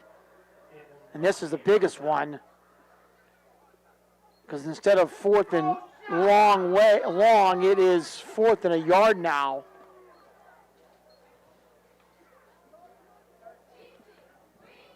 So the penalty should put it about a yard short of the stick. Should put it right at the 45-yard line. West Middlesex scores again. Ty Tate scores again. 28-0 Middlesex over Mercer. Middlesex making a statement. So now Sharon looking at 3rd down and 1 here with that big penalty. Or is it 4th and 1? 3rd and 1, right? 3rd down and 1. Receivers are wide to each side, wing to the left side. Salzgiver with a hard count, trying to get him to jump. Wade is wide right, Phillips wide left. Salzgiver again with a hard count. Now they'll check the wristband. Norris is to the right of Salzgiver, and now what? Hard count hasn't worked. Sharon timeout. Sharon takes time. It's a 5th timeout here in the 3rd quarter. Well, we'll take a break. Time out of the action group. City 7, Sharon nothing. Back with more in a moment. Your home for high school football is Sports Radio 96.7. Mercer County Career Center. Great careers start here.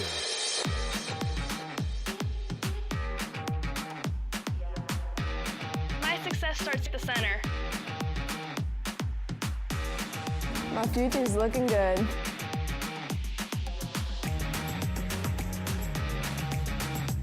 Mercer County Career Center is all about the future, my future.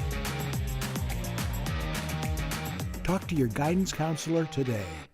Hermitage. The 3rd quarter is brought to you by Medicine Shop Pharmacy. The Medicine Shop Pharmacy, caring beyond prescription. All right.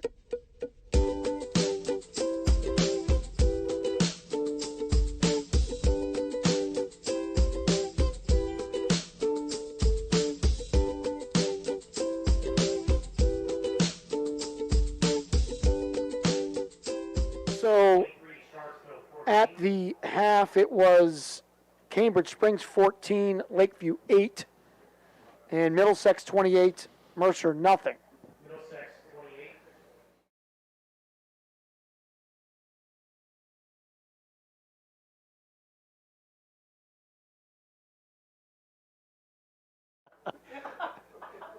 Just for you, it wasn't for anyone else. I won't publicly acknowledge that you're going to lose for like the 5th year in a row in Pigskin Pick'em. That's what you. That you're rooting against our local team. I'm not rooting against anyone. No, you're rooting against our local team. for teams. You're rooting against our local team. They're down at 1. Stop it. They're down at 1. I root for the team. No, I didn't. Yes, you did. They're down at 1. Wings to each side. Under center, Salzgiver, hand off to Norris. He's got the first down. The big guy runs it up the middle, and he's down near the 42-yard line, and Sharon will move the chains. I'm not even sure what the decision is. This guy's been running hard. Mm-hmm. He's physical, and he's had 60 yards now on 10 carries. He's the odd hand. What play is this on the drive? Just 4. Just 4? Yeah. All right. They started at their own 46. Seems like every time Sharon has a 8, 10, 12 play drive. They still might. Oh, yeah. 1:30 to go in this 3rd quarter. Phillips will go wide left. Wing T set for Sharon. Salzgiver will hand to the wing. It's Richardson. We got a flag in there. Richardson is going to push his way up the middle. And he'll get down to the 33-yard line. And that is in the vicinity of a hold. And my eyes are on Jason McElwaney. And that was a big pickup. Yeah, Richardson found himself a big hole. Officials ready to step it off in the direction of Sharon. It is a hold against the Tigers. And we had a relatively clean first half. And you're going to mark from about the 41 backwards. We have had 5 timeouts in this quarter. We've had several turnover on downs in this quarter, couple. We've had quite a few penalties, and this has made for a very long third quarter with Grove City still leading 7-0. And the little mistakes right now are adding up for Sharon, and it's been almost a microcosm of their season.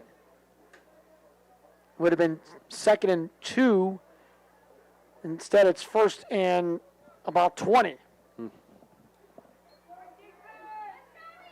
So wing T set again. Phillips wide left. Salzgiver under center. Motion Richardson. They'll give it to him over the right side. Centers up to the 50, outside to the 40. He's got the sideline to the 30-yard line and then thrown out of bounds. He's inside the 30. So we had the long first down play. They got all of it. They got the first down, and it's Sharon football inside the 30-yard line. 24 yards for Richardson as he got to the outside. And a big run. And Richardson knows all about big runs against Grove City. Yeah. He had one last year to seal the District 10 championship game. And that's a big one right here, as now the Tigers down to the 28, maybe 27-yard line of Grove City. Not a lot of opportunities for Sharon to get outside against this Grove City defense, but Richardson did there for a big first down. Here's Salzgiver rolling to his left, looking down the field, fires it, and it is complete for a moment. Did he hang on?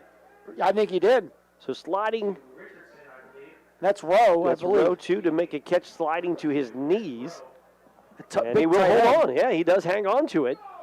Well, he went sliding down awkwardly when the ball came to him, but he was able to cradle that and bring it in. So it's a gain of about 8 yards. Down to the McCandless, Ford, Mercer, and Meadville red zone marking right at the 20-yard line. And we're down to 20 seconds to go here in this third quarter. Sharon trying to tie this game up. Salzgiver checks the wristband. Wings to each side. Motion behind him. Going to keep it. Going to plow right up the middle. And he is inside the 15-yard line. He has a first down. That'll be it. Easily getting the first down. 7 yards for Salzgiver. And as soon as they set the chains, unless Sharon wants to hurry to a play, which they might not, and that'll be the last play of the quarter. And Salzgiver looks back at the clock, and there's our third quarter clock. So Grove City, through 3, leads Sharon by a score of 7-0. But the Tigers are moving. They're at the 14-yard line. We'll come back and let you know what happens. Stay right here, your home for high school sports. It is Sports Radio 96.7. It is Sports Radio 96.7.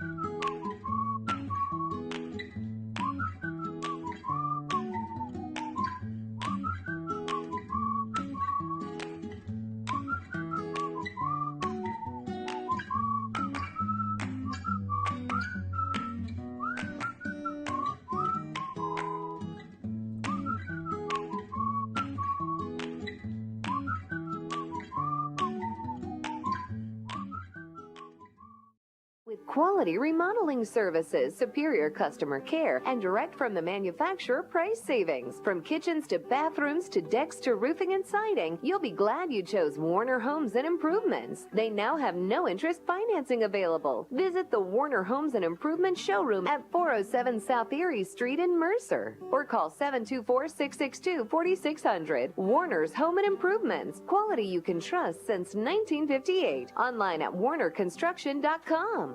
The fourth quarter is brought to you by Flynn's Tire and Auto Service. Flynn's will get you in right now. That's a share with a first down and 10 at the 14-yard line of Grove City. Mark Slazak with Bob Greenberg here at Grove City. Andy Ryder back at the studio, and it's Grove City 7-0 lead, but Sharon knocking on the door.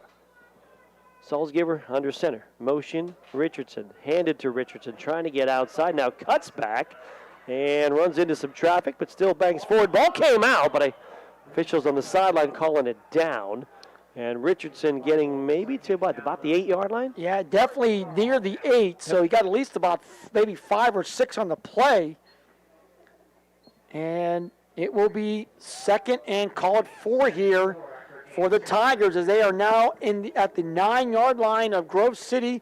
Grove City leads 7-0, 11:30 to go here in the game. Got a lot of weapons in the wing tee. A lot of good backs, and Norris and Robinson, Richardson. Salzgiver can run it. Phillips can catch it. They've moved the ball quite a bit, but can they score? Here's Salzgiver up the middle, pushing the pile. Salzgiver is inside the 5 before he's thrown back, and it's going to be a first down and goal for the Sharon Tigers. Boy, that little quarterback keeper has worked perfectly tonight. Almost 6 yards here for Salzgiver. And you got Perlick and the 2 guards, Carroll and Price, up in front of him. Kind of a little snowplow action. And now it's first and goal for Sharon. Call it at the 4-yard line. Max Myford at 6'3", 300, comes into the middle of that defensive line for Grove City. Here's Salzgiver with the keeper. Pyle pushing up the middle, pushing to the 2, to the 1, waiting for the sideline judges, and they're going to say second down. He's going to be a yard short. And I would see no reason why he just don't call that same play again. Don't you think? The ball is just inches from the goal line, and I agree. It has been effective. Salzgiver, a good ball carrier. And where is the ball at? 6'2", 187. Ball is just short of the goal line. The down marker is at the 2. But the ball is not. Ball's inside the 1. The down marker on the sideline is he's just hanging out over there with the 2. He's got to move the down guy. Down guy, move it over. Receiver wide left. Richardson in motion. Here's the keeper, and this time it's a stone wall, and he is not in. Third down. That time he hit resistance right away, did Salzgiver. And this football is going to go right back where it was. Just inches from the goal line. But pretty much everybody knew what the play call was going to be. And Grove City put up a brick wall there. So now third down and goal at the 1. That was Myford who rode over the ball. Here's Sharon. Myford's 300-pounder. Third and goal. Grove City holding on to a 7-0 lead. Sharon third and goal from inches away. Sharon only has 1 timeout remaining. And Grove City doesn't have any. Phillips is wide left. Richardson wing left. Norris the fullback. Salzgiver motion behind him. Hand to Richardson. Richardson into the end zone for a touchdown. And Sharon with a chance to tie this game.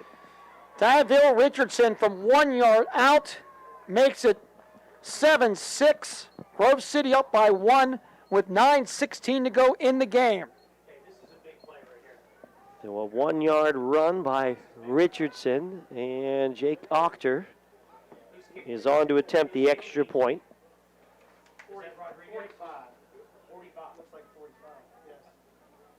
So Ochter at the goal to our left. Big extra point here. He's been solid all season. Rodriguez will hold. Snap is back. Ball is down. Kick is up. Kick is good. And we are tied at 7 with 9:16 to go. It is Sharon 7, Grove City 7. We're back with more in a moment on your home for high school football. This is Sports Radio 96.7.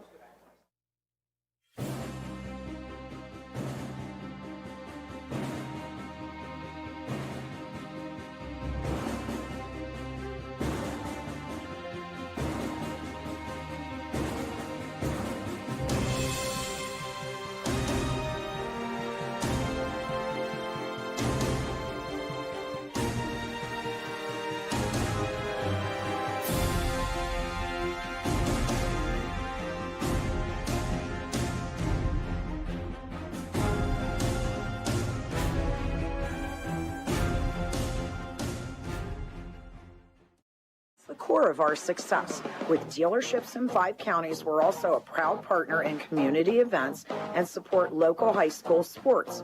We want to be a part of your community. That's who we are. We're Deal Automotive. Our prices bring people in. Our people keep them coming back. When the time is right, check out dealauto.com and meet our family. The fourth quarter is brought to you by Flynn's Tire and Auto Service. Flynn's will get you in right now. All right, it is a 7-7 game on that Sharon drive of 11 plays, 54 yards. Tyvell Richardson with a 1 yard run for the touchdown. And then the Ochter point after. Here's the kickoff, and it's Nemec. And Nemec across the 30-yard line out to the 35. And Richardson on the year rushing, just his second rushing touchdown. And 13 of 13 is Ochter on extra points, and that was a big one. And now the Grove City Eagles with the ball back. And you start thinking about it, could they go overtime in back-to-back weeks? Grove City losing last week in overtime to Slippery Rock. 9:09 to go. Hake and Pereira go wide to the right. One receiver left. One back in the set. Rogers with Hubbs beside him in his shotgun. First and 10, Grove City moving left to right. And it's Hubbs over right tackle. A stutter step to the 40-yard line. And a first down run of about 5 yards for Curtis Hubbs to get the drive started for Grove City. Phillips in there along with Curry with the tackle, but Hubbs will get 6. He has 44 yards tonight on 14 carries. Grove City's offense without Gavin Lutz, their top wideout, without quarterback Logan Brees, but they've still thrown the ball a lot with Zach Rogers. He's in a shotgun. Motion man Pereira, and he'll fake it to Pereira. Fire over the middle. It was intended for Martin, and he missed him. Oh, Martin had a step, little pop pass. He kind of had that one in their back pocket, and Martin could have had a big gainer there, but got turned around as the pass just behind him and incomplete. Wow, that was very close to being a game changer there, but now 3rd down and 4 for Grove City at their own 41. Big play here for the Eagles. 2 receivers to each side. Snap to Rogers. Quarterback draw. Trying to bounce it to the outside. Gets to the 42, maybe the 43. Not enough for the first down, and a big 4th down decision here for Grove City. Boy, great job by Dante Curry. He had a blocker in front of him. He's able to beat his man and make sure that Rogers could not turn the corner. Got about 2. It'll be 4th and 2 now. And then the offense out there. You don't have a timeout to discuss things anymore. So going to go for it here on 4th down. Rogers could try to hard count him. Takes the snap. Quarterback draw. Going to the right side. A lot of white jerseys. Got a block on the corner to first down to the 50. A huge comeback block by Zach Martin allowed Rogers to turn the corner. 7 yards on the play, and Zach Martin with a huge block there to give the Eagles a first down here as we're down to 8:15 to go in the game. That ball coming to the near side. It looked like it was just sideline in white jersey, but Martin able to peel back and make the huge block. First down and 10. Midfield for Grove City, going left to right. Snap to Rogers, looking. He's got Pereira out there, fires down the field, and it's intercepted! And it came out late, not intercepted. Phillips had it as he read it and recovered and couldn't hang on. And there's maybe a defensive holding down the field here. Looked like Pereira had his man beat. Little pump fake, and there's a flag down there, and I think that's what the call is going to be. It is definitely a call against the Tigers. I looked like Pereira would have had him beat. I think somebody, it might have been Phillips, grabbed a hold of him. And then that allowed Phillips to kind of have the closing distance to come up when that ball in the air, made a nice play on the ball to almost intercept it. He had it in his hands for a moment, but then couldn't hang on to it. And everywhere that Pereira has gone, Bob, in this second half has been where Phillips has gone defensively. I can tell you now, it was a great hold, though, because if he doesn't hold Pereira, he probably has a touchdown there. That was the play they did with that little shoulder fake and throw up the seam several times for long plays in the first matchup. Here's the snap to Rogers, and he'll hand it near side, and it's Hubbs to the 35. A flag behind him, though, and he's out of bounds, and we might have a hold. Yeah, I think that's going to come back. Hold at the 40-yard line, so we're going to be looking at 1st and 20. Clock stops, 8:02 to go, 7-7 tie. 6 flag against Grove City in this game, and probably none bigger than that. And it'll be 1st and 20, the ball back to the 50-yard line. Sharon's got the only score of the second half. Tyvell Richardson with a 1-yard run. Grove City scored in the second quarter on a 15-yard pass from Zach Rogers to Anthony Pereira. Both Hake and Octor made their extra points, and we are sitting at a 7-7 tie. 8:02 to go in the fourth. First down and 20, snap to Rogers. Fires near side in the flat, caught by Martin, then hit hard, and he'll go down about the 44-yard line. Hawkins with the tackle there, get about 6 on the play. You can actually put it right down to the 45. So 5-yard gain. We'll call it second and about 15. And Martin is the H-back. Snap to Rogers. Right side, it's Hubbis with a run, and Hubbis again running into Curry on that side. Hawkins there as well, and they'll run him out of bounds for, if anything, a gain of about a half a yard. Yeah, not much. And I'm impressed with Dante Curry. He had a sack in the first half, a 202-pound junior. And now third down and call it 15 here for the Eagles at the Sharon 45-yard line. Creedy and Pereira go left, take to the right, snap to Rogers, 3rd and 15. Back to pass, rolling right. Little throw back the other way to Hubbis. Nobody's over there to the 40, and he's down to the 35-yard line, able to pick up a good chunk of yardage. A little throwback. It wasn't really a throwback screen because there were no blockers in front of him, but Hubbis able to make some yardage out of it as Rogers had rolled to his right and threw back to his left. It's going to be a 4th down, and Grove City going to go for it. 4th and 6 here for the Eagles at the Sharon 36-yard line with 7 minutes to go in the game. We are tied. Need the 30-yard line. 2 receivers right. Pereira's the slot to the right. Hake is outside of him. Martin is the H-back. He's on the right side. And now Pereira and Martin will switch places. Wilmington has scored a couple more times. They now lead 36-14 over Sharpsville. Martin and Pereira switch sides. Now it's 4 wides on 4th down. Here's the snap back to Rogers. Little swing pass, right side. Hubbis caught it. Blockers in front. To the 30, to the 20, to the 10. One man to beat, and he's in. A touchdown. Curtis Hubbis is in for the Grove City score. 36 yards on the pass from Rogers to Hubbis. What a play call. A new formation, and it works to perfection. It's now 13-7 Grove City. On 4th and 5, it is Rogers to Hubbis for the go-ahead score with 6:26 to go. What a play. He threw that out in that swing it in the flat there, and there were just black jerseys in front of Hubbis. So extra point attempt for Hake at the goal to our right. Snap is back, ball is down. Kick is up, and the kick is good. 6 minutes and 26 seconds to go in this football game, at least the regulation part, and it's a 14-7 Grove City lead over Sharon. We'll take a break. We're back with more in a moment in your home for high school football. Sports Radio 96.7. Reinhardt's Insurance Agency is proud to honor the Mercer County Mail and Fee.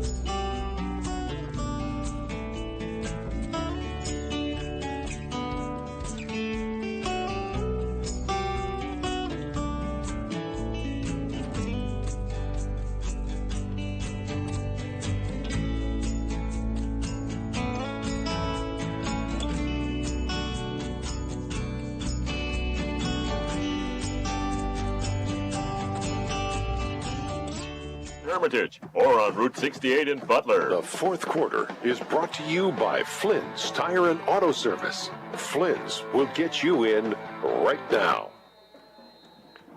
Back here at Grove City's Volker Field, Mark Slazak with Bob Greenberg.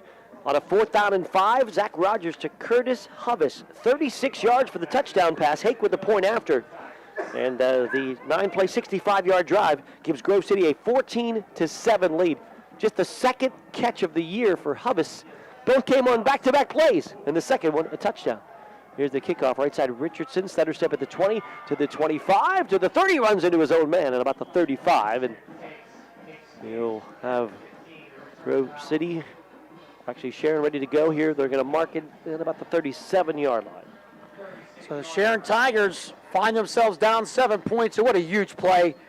And as you described the formation, you could just see it was something different. Yep. They had trip receivers on the left. And then, well, they started with one here and then moved Martin because they you know what, they moved Martin to this side because they wanted the blocker. And that's what happened is he switched it with Pereira with the 2 on this near side. And they swing Hubbis out of the backfield. and they get the big first down. And a couple of plays that Sharon hadn't seen on that drive work for Grove City. Wing T set for Grove City. Salzgiver may have bobbled the snap there. He just ran with it. Yeah, and then just takes off to the right. He dipped down as soon as the snap came. And Picked it up looked about like he 3. did recover the ball and still got decent yardage for what was a broken play that time. You would imagine teams that have played each other 6 times in 24 months would have no surprises anymore out of their playbook. But apparently Grove City is able to dig deep and find one that was spectacular. At least one they hadn't used in a while. Or this year. Hubbis hadn't made a catch. He made back-to-back catches. Here's a handoff to Norris up the middle. Norris makes a man miss, breaks a tackle. He is across midfield for a Sharon first down. Norris will pick up 11 on the play. Yeah, to the 49-yard line of Grove City. We'll keep an eye on the clock. 5:39 to go. Sharon has 1 timeout. Grove City, none.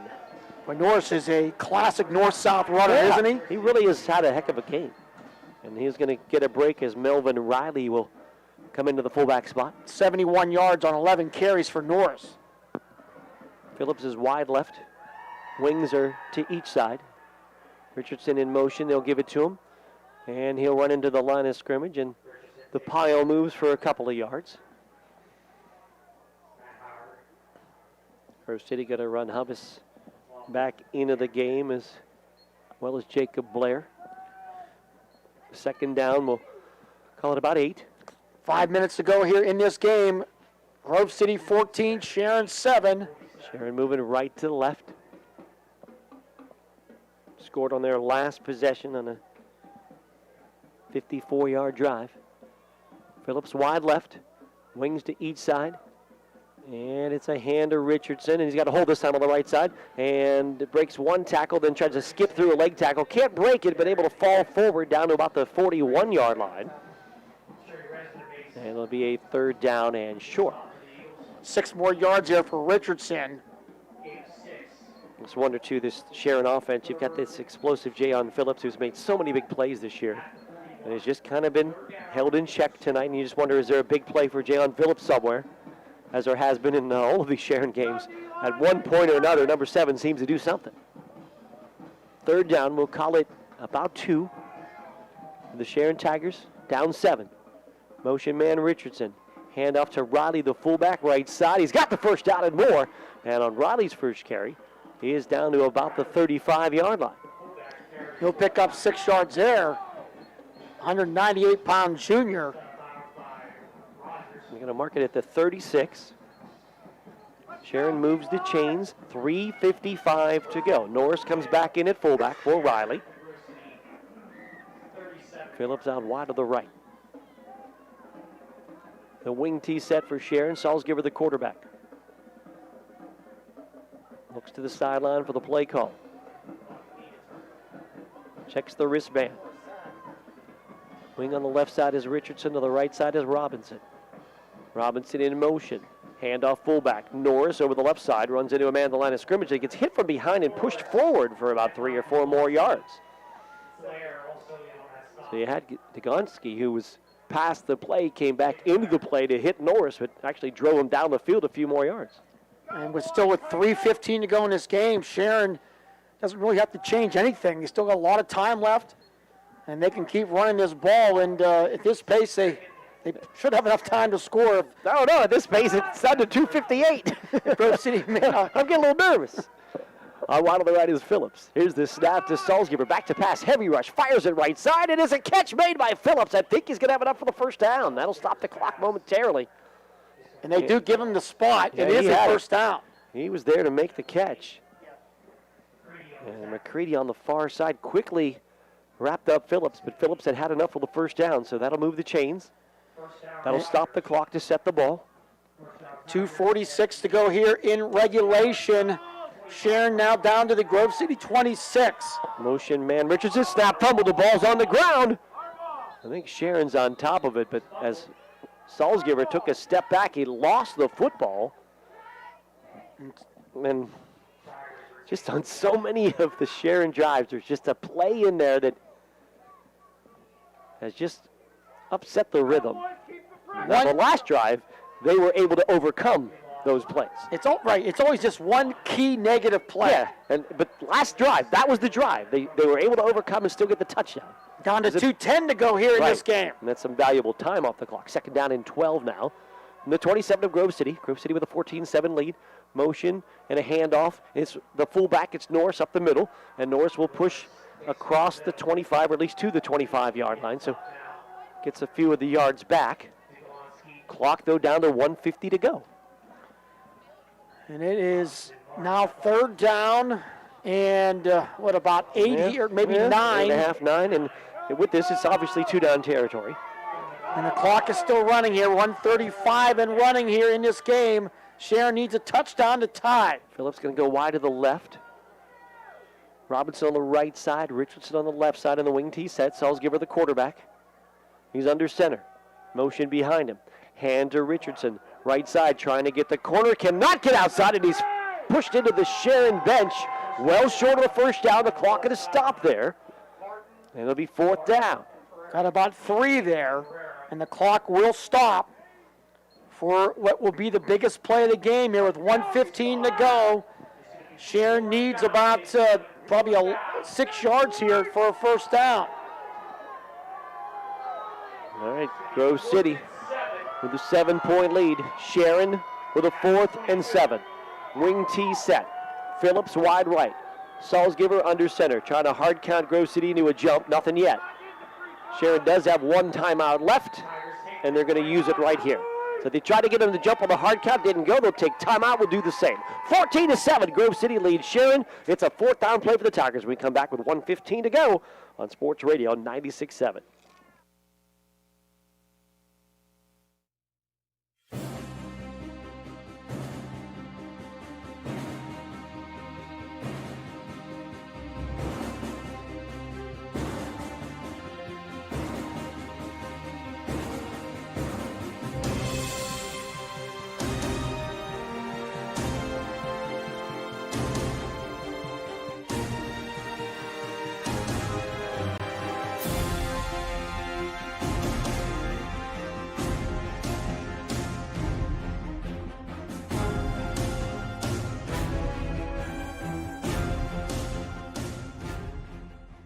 Flynn's Tire and Auto Service. Flynn's will get you in right now. All right, let's set the stage for you. There's 1:15 to go. It's 14-7. Grove City leads Sharon. The Sharon Tigers are at the 22-yard line of Grove City. And it's 4th down and 6. Mark Slazak with Bob Greenberg with you here at Forker Field, Grove City. Biggest play of the game is right here. And we knew this would be a nail-biter tonight, and it has been. Phillips wide left, matched up with McCready. Wing tee set. Motion man behind Salzgiver, back to pass. He's going to run it. He's got open field to the 15 and out of bounds. So Salzgiver ran everybody left and ran back to the right and picked up the first down and got out of bounds to stop the clock. He picked up about 9 yards down to the 13-yard line. And obviously he was looking for somebody down the middle. If he was not open, which he wasn't, his job was to run, and he did. So now 1st and 10 with 1:09 to go. Sharon has it at the Grove City 13. And 1 timeout left on the board. No, that was their last timeout, I should say. The Sharon just burned the last timeout, so no timeouts left. Here's motion behind Salzgiver. Fake to Richardson, rolling left, looking, firing, and it is incomplete. In the end zone, intended for Phillips. Phillips running across the end zone to try to reach back and grab it and could not. When Phillips was waving his arms and Salzgiver saw him, threw it across his body. Yeah. And it just was a little bit behind Phillips. He was rolling left. He's a lefty. As Salzgiver tried to throw it back across his body and just threw it too far behind. Too much of an adjustment. And it's incomplete to Phillips, who was open. 2nd down and 10. Ball on the 13-yard line. Sharon going to snap it. Here's Salzgiver. He's being rushed. He's running. He's rolling. And he fires it, and it's caught. Now it's dropped. Richardson had it for a moment, but couldn't hang on around the 8-yard line. And actually probably a good drop there. If he catches that, he stays in bounds. Going to lose a lot of time. Wasn't going to pick up a lot of yardage here. So now 3rd down and 10 for Sharon at the Grove City 13. Need the 3 for a first down. Need a touchdown to have a chance to tie or go ahead. It's a 14-7 lead. 3rd down and 10. Grove City on top. Phillips wide left. Wing T set. Norris the fullback. Shotgun for Salzgiver. Back to pass. Rush coming. Fires into the end zone. It is incomplete. Far side. Intended in the right corner of the end zone. About the 4-yard line. Incomplete, but a flag has come in. The pass intended for Wade. There might be an interference on that call. The flag was right at the receiver and the defender. Might have been contact right before that ball got there. It's a tight call either way. And flag sits on the goal line. Officials talking it over. This would be a half the distance of the goal penalty. Would it be enough? No. So it would be third interference against Grove City. So that is not an automatic first down. So it'd be, let's see, they actually at the spot of the foul. So it'd be 3rd down, and the ball's at the 6-yard line mark. So they got the half the distance? I believe you're mark it to the 6, they were in the 13, right? So half the distance, 3rd down. Not enough for the first down. 3rd down still. Phillips and Richardson are wide to the left side. Wade is to the right side. Salzgiver's in a shotgun. Somebody moved.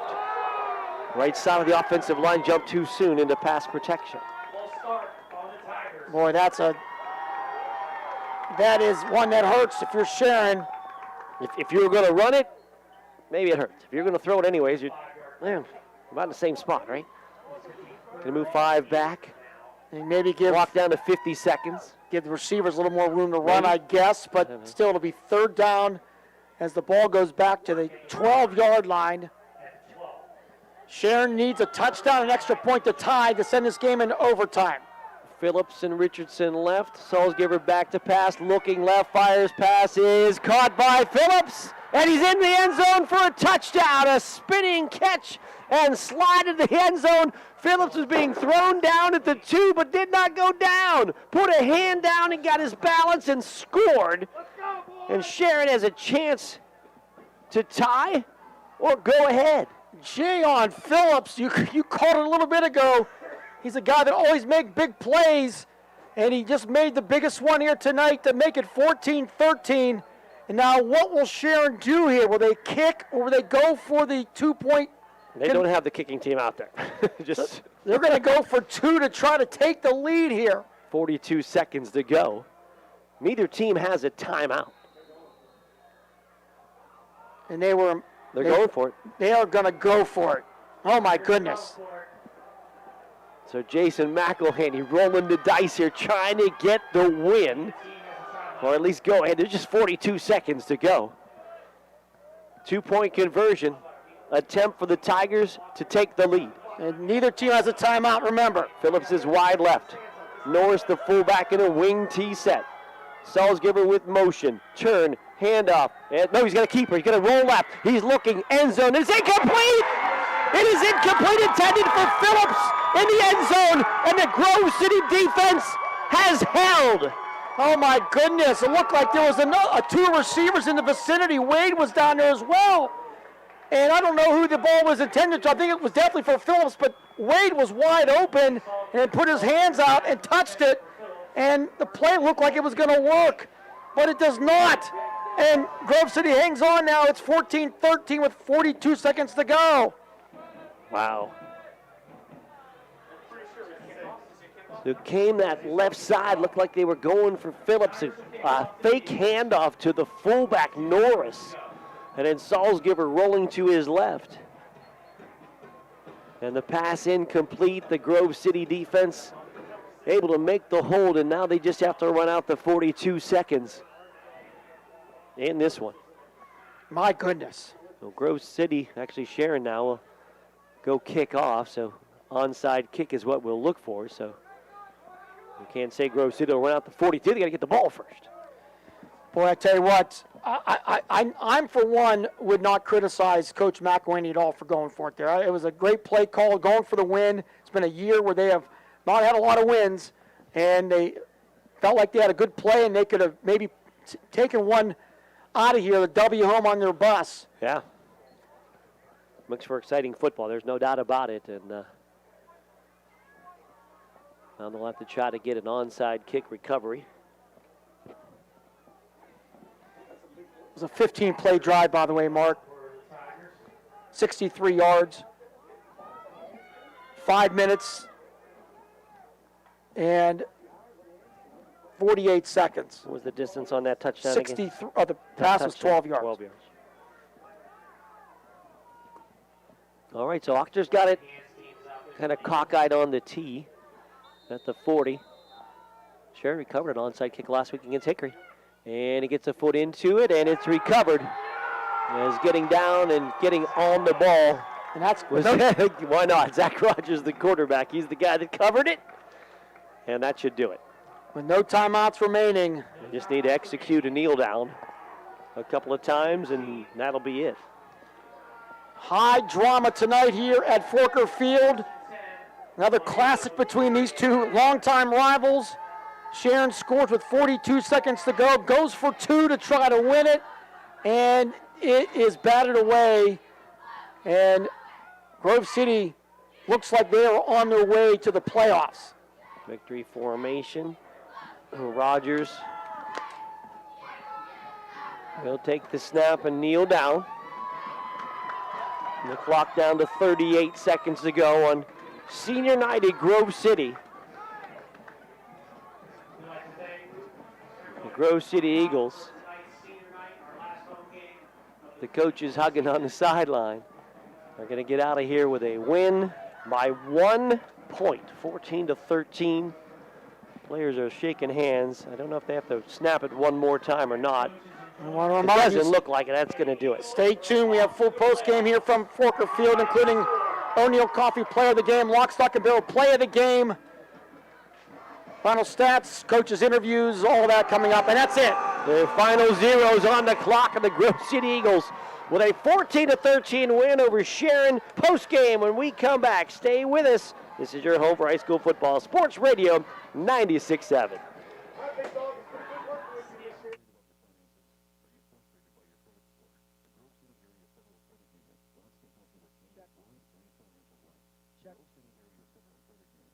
Check, check, check.